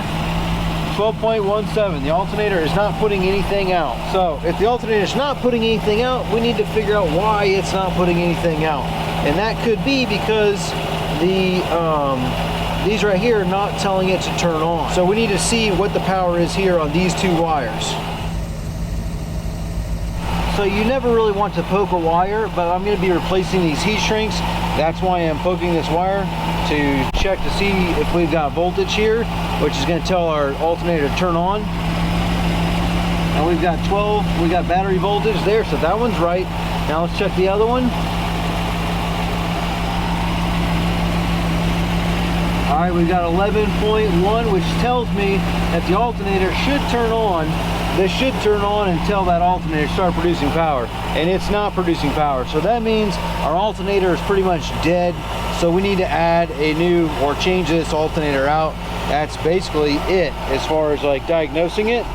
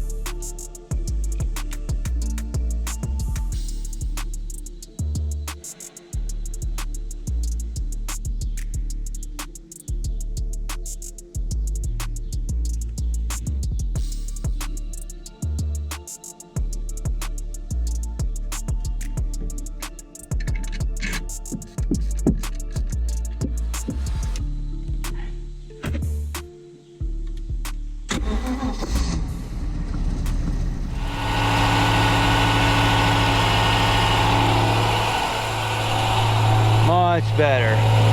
Much better. I probably got a little bit of corrosion back on this one, and I advanced the throttle up to about 1500 for this, but charging like it should. I always want to advance the throttle a little bit to make sure it goes up, and we are.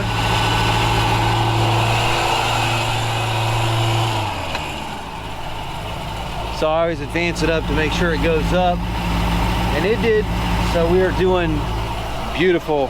So today we are going to be tackling this nonsense that I have no idea how someone let this get to this point on the boat with all this damage.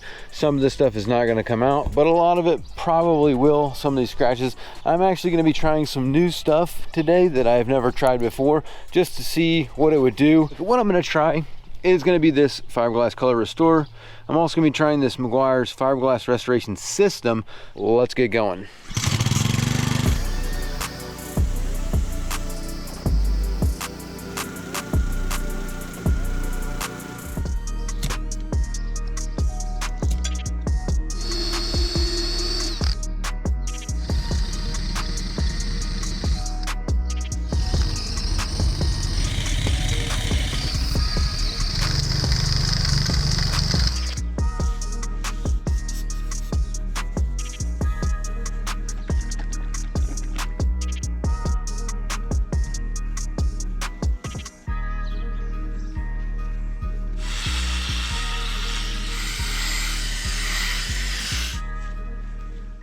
All right, so that looks pretty good. I mean, it's still got some cloudiness to it, but for a one-step process, not bad.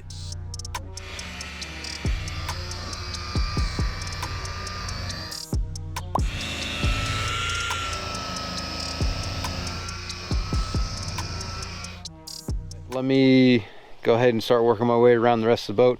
I'm gonna move that real quick.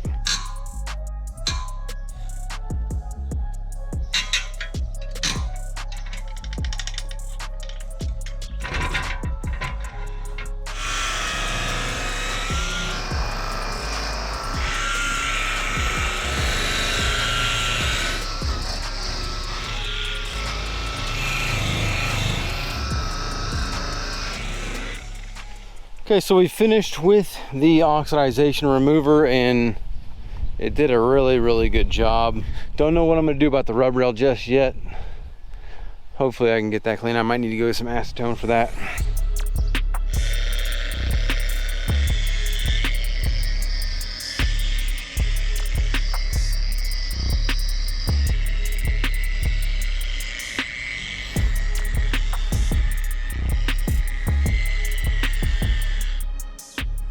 Well, I'm not gonna lie, this is actually pretty impressive.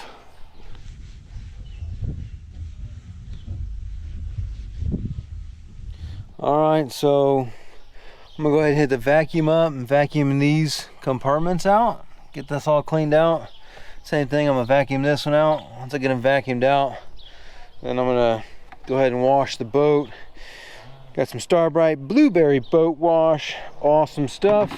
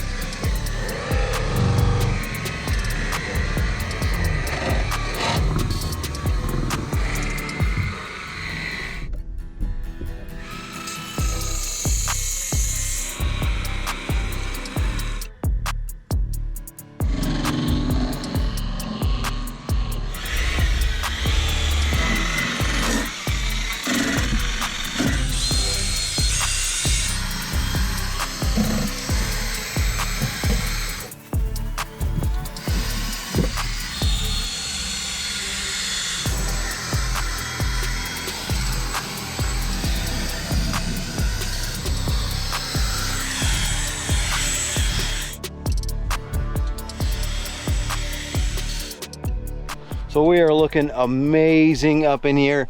We've got everything compounded, looking beautiful. So I'm gonna start in on the polish right here, and then we will see how far we get before we lose sun.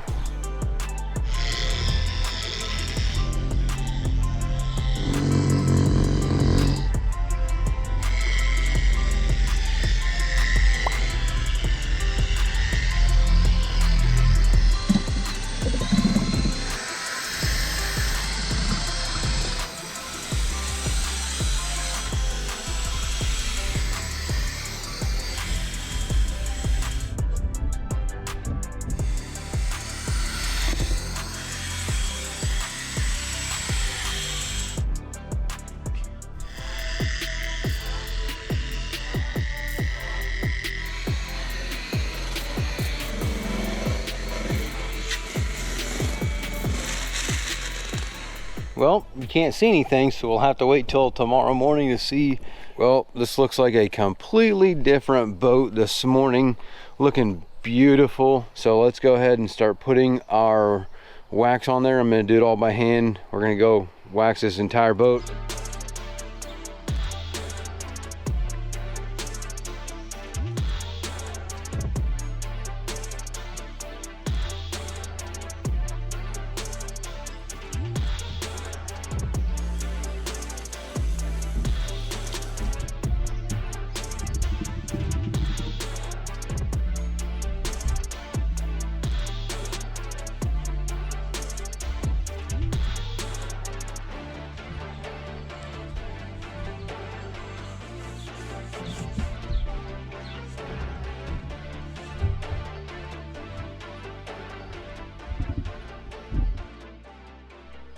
All right, this is ridiculous. I'll never get rid of all this, but if the rest of the boat wasn't and it was gel coat, look at this. Yeah. So we just got done compounding, waxing, and polishing this here boat, but now we need to clean all of our little stuff. So all these little metals, we need to clean the cup holders, we need to clean the windshield, we need to clean basically all this little stuff, steering wheel, handle, throttle, all that. I need to put these two pieces back in the back here real quick, so let me pop those in and then we'll start cleaning. Probably start with the steering wheel, then we'll hit the metal, then we'll do the windshield.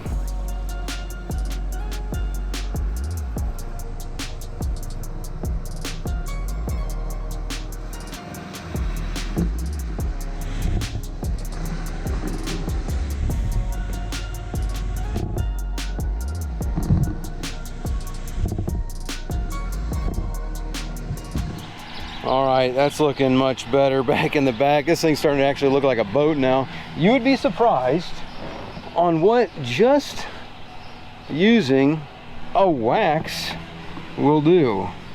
So if I just come in here and I just kind of roll around on this thing with some wax, and wax will be sticky, so don't worry about that.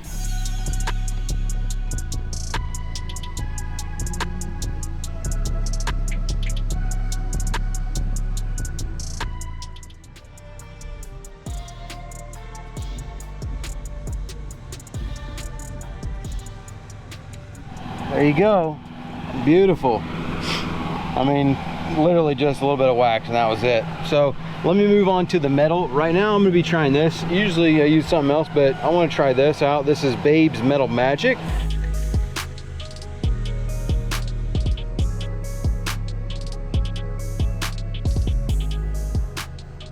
Seems to work good to me. Let's see what it do to this aluminum. This is a little bit different type of metal. I wanna see how good it does on this.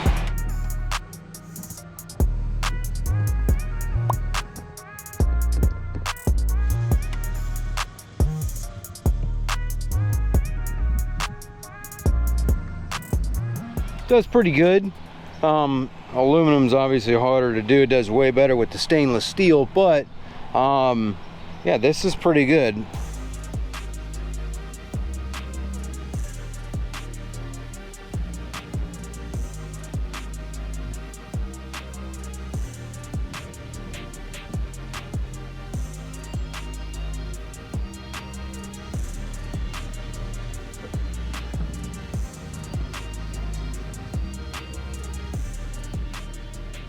I tell you what, this stuff does really, really good on stainless.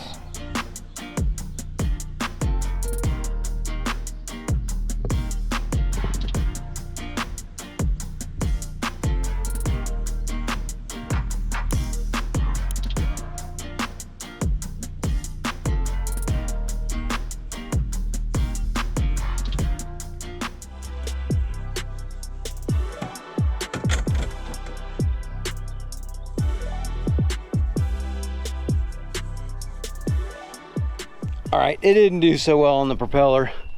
This propeller needs some harsh chemicals to get all that junk off of there and then polish up with the babes. Ladder also needs to be cleaned before I polish it, so I'm gonna leave that as is for now. That's it for the metal. I need to wipe down all my upholstery again because just dirt and grime and stuff that's on there.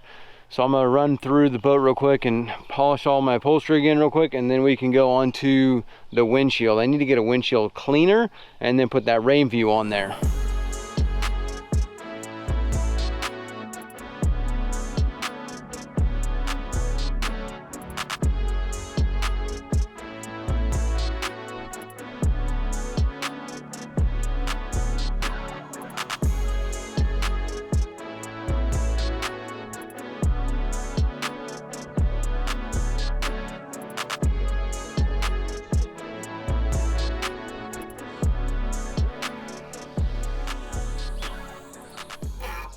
I don't know why the guy thought he needed to take the screws to the plate when he took the plate. All right, so for the window here, we're just going to use some invisible glass cleaner. We'll clean it with that and hit it with the Starbright Rain View, which is going to just be the repellent.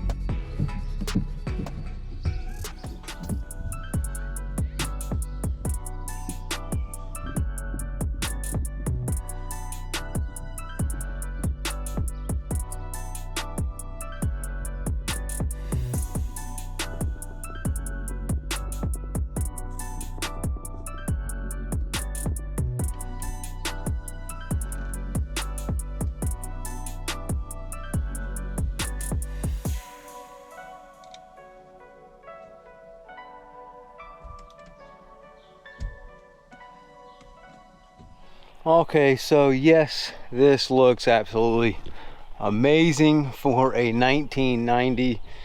Again, I just used the Invisiglass, the rain view, that's going to help protect it. But please. Today is trailer day. We're going to be doing some repairs on the trailer. We're going to be greasing our hubs. We're going to be changing out these lights. We're going to be adding a set of guideposts. We've got some stuff up there on the winch that we got to mess with. We'll start on these lights, then we'll start on those two sides, and then I need to top off this right here. We'll hit the buddy bearing, and then we'll top off our air on this tire.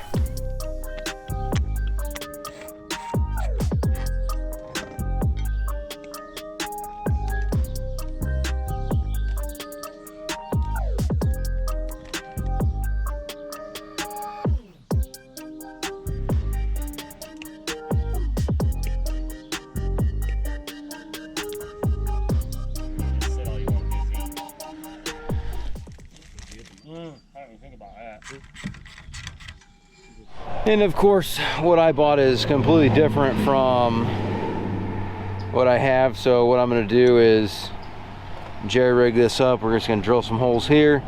I'm going to put a terminal on the end of this, so that way it'll ground out.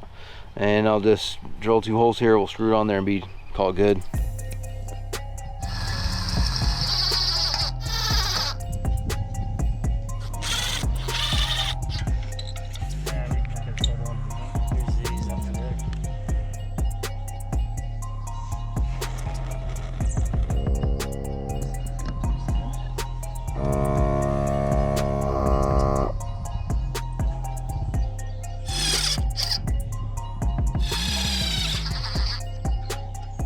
While I got the pressure washer out, I'm just going to pressure wash this trailer, get all this stuff off of the trailer.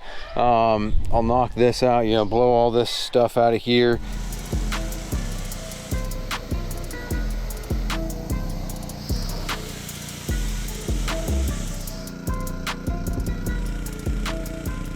gonna change these real quick, super easy, just 3/4 on this side, 3/4 on this side.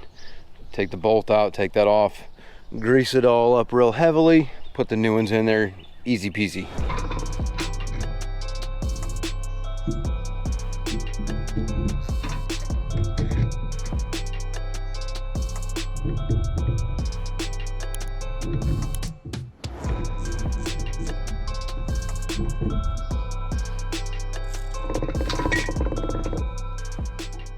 Like I said, easy peasy. Got these going. I also lube that up too, so that way that can move to the contour of the bow of the boat. We need to bring this up a little bit, bring it back a little bit, and then we'll adjust that, and that'll be good.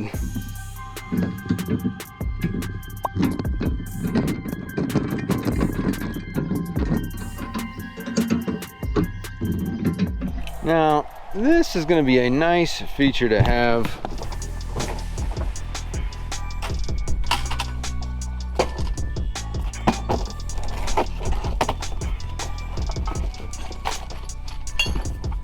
All right, so this should be pretty easy. Just got these clamps, these U-bolts. That goes on the lower unit. And these are going to slide in.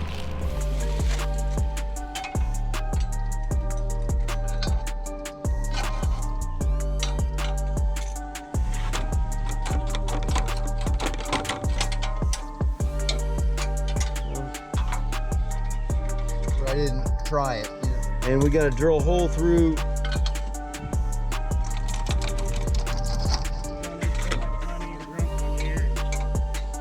Had to shut down the...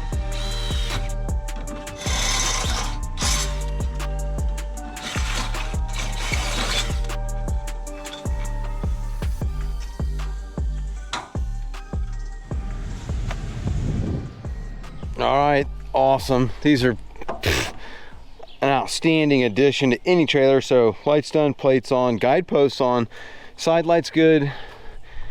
The rollers on the front, those are good. I also readjusted that a little bit. Boat's not all the way on the trailer right now, but all good. Greased that up, put air in the tires, so we are rocking and rolling here. Now I just need to test the lights a little bit. Oh, there we go, boom. That one's blinking, we're good to go. That one's blinking, we're good to go. All the lights working. That one's blinking, we're good to go. And that one's blinking, we're good to go. So beautiful on the lights, guideposts, rollers, and that's pretty much it for our beginning of the season trailer repair that we got today. Now let's go put this boat in the water.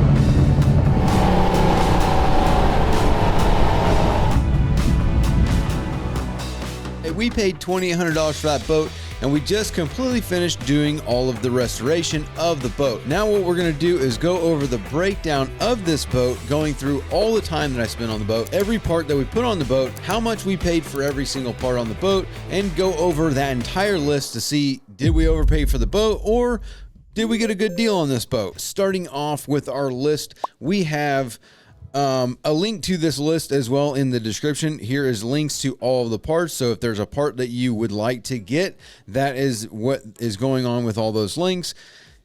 We paid $2,800 for the boat, 1990, 20-foot Regal, Volante, and trailer. Both had titles to the trailer and to the boat. $2,800 right there. We got a set of Fusion 7x7 240 watt sports marine speakers with the lights. That was $198.38. I did buy a radio and the Bluetooth zone controller, but I didn't put those on the boat. That radio, the MSRA 60, and the wireless remote, the head unit's $200. The remote that you put on the back, the little puck, that thing's pretty sweet. Those are only $56. I didn't end up using that stuff, but that's what it is. The primer and the engine paint and the clear coat that we used to paint the lower unit, that we all got from Wholesale Marine, $949, $15.99, $19. The trailer lights, 80 bucks for those. We put new trailer lights on the trailer as normal. Okay, so now I have the quantities on there. I'm not sure why I didn't have the quantities before, but these bow rollers, I got 2 of them, $17.98. Fusion LED light controller, the module to control the RGBs for the speakers, $43.99. I got 5 feet of 2-gauge wire, $29.95. Got the battery lugs, $8.98. The Anderson LED trailer clearance side markers, so the 2 side lights for the trailer lights, 18 bucks there. 2 of the carpet cleaners, that was 20 bucks there. The fabric guard for the canvas and the bimini, that was I got 2 of those, 40 bucks there. I got the Boat Bling vinyl sauce upholstery cleaner, one of those for $23. The conditioning sauce for the upholstery, that was 28 bucks for that. The Davis fiberglass stain remover, I didn't end up using it. It didn't work the way I wanted it to, but I have that now.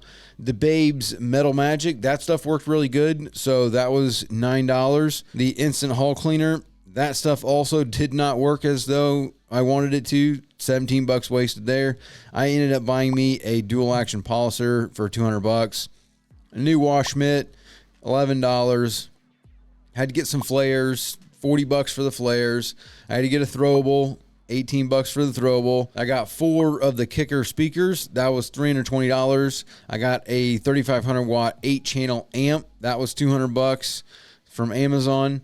Starbright fiberglass restore. That stuff worked all right. 16 bucks there. The McGuire's fiberglass restoration system, that worked out really well. That was 40 bucks. Got an oil filter for 10 bucks. Oil, 60 bucks for the oil. I ended up getting 2 gallons. I only need like 5, but I ended up getting 2 because why buy it in the quart? The fuel water separator, that was $14 there. I got both of the belts, those V belts. The one was 60 bucks, the other one was 30. Those are expensive. Spark plugs are cheap, $32 for the spark plugs, all 8 of those. Outdrive set, that was the Alpha 1 Outdrive gasket set. That was only $7, not bad. Manifold gasket, $23. An EMP riser gasket, that was $5. I had to get the other one from Amazon because there was only one available, so that's why I only got one of those there. The other one came from Amazon.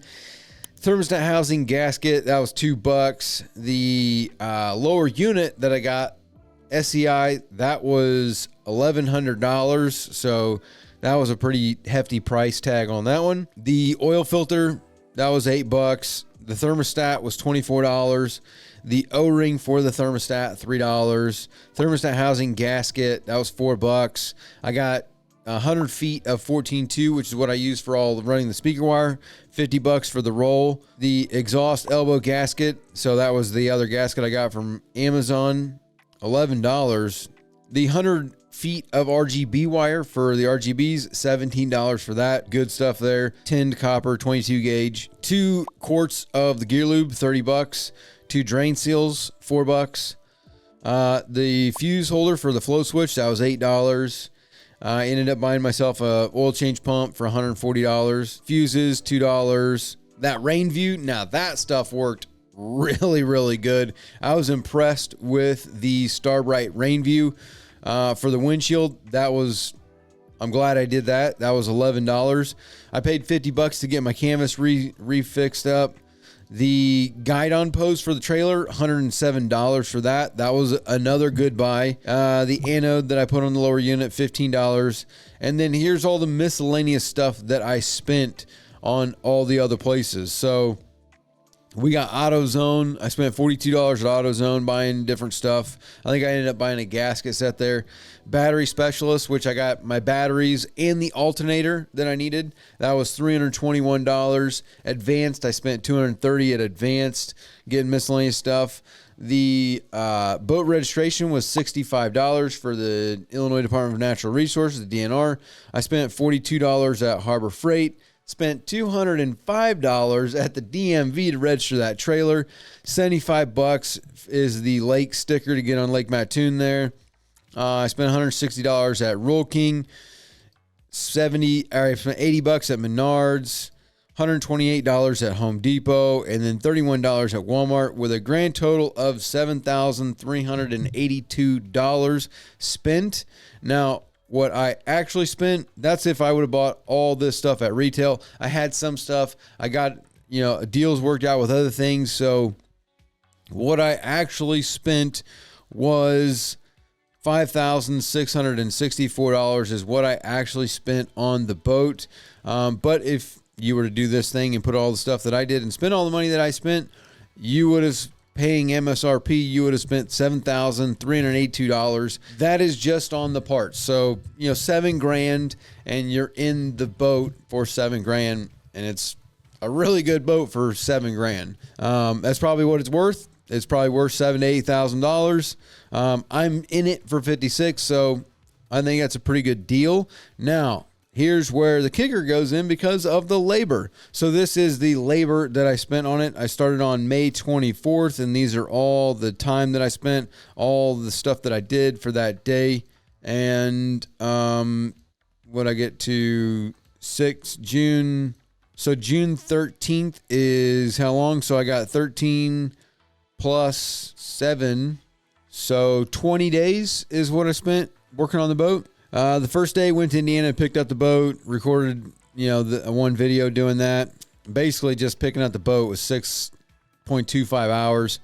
Boat inspection video, ordered a bunch of parts, pulled the lower unit, manifolds, risers, gimbals, bearings, blah, blah, blah. Pulled the fuel sample from the boat tank, hardware, unpacked speakers, amp, got everything together, cleaned the canvas, inspected the tank, make video, installed all the speakers into the boat, ran all the speaker wires, started messing around with the wiring, got most of the wiring done, ran more speaker wire, cleaned up all the connections, cleaned out the battery connections, made battery cables, dropped off cans for repair, installed the batteries, cleaned that area, cleaned up wiring, cleaned up the seat upholstery, cleaned the carpet, 50% done, pulled the seats and fixed the seats. 9 hours. Most of my days are like anywhere from 6 to 9 hours a day. Cleaned up the back of the engine compartment, tested courtesy lights, nav light, float switch, ordered parts, ran our RGB wiring to all the speakers, need installing stereo. Finished installing the RGB light controller, made decision to leave old head unit, fixed wiring, DC port, clean seats, and rest of upholstery, installed back into the boat. Got tub for ridline, started ridline video, started the lower unit, paint video, drained gear lube, then split the lower unit and upper units. Ready to start sanding and painting tomorrow, recording ridline, sanded and painted the lower unit, went to the DMV and got the title, was signed wrong, so I had to go get the title fixed at that point in time. Recorded the redline video, super flushed the video, serviced the engine, started 70% done with service, got the lower unit from SEI and painted the lower unit. Started recording the lower unit video, went to Indiana, got the title signed properly. Installed the lower unit, upper and lower propeller, greased everything, fixed prop, filled gear lube, finished service of engine, cleaned the engine, started and ran the engine, diagnosed and changed the alternator. 10 hours, 11 hours, 11. So this is when it gets heavy into the doing all of this stuff. So 11, 11 and a half, 14, 6. Total time is 140 and a half hours. So 140 and a half hours in 20 days. Let's do 140.5 divided by 20 days. That is roughly 7 hours a day for 3 weeks.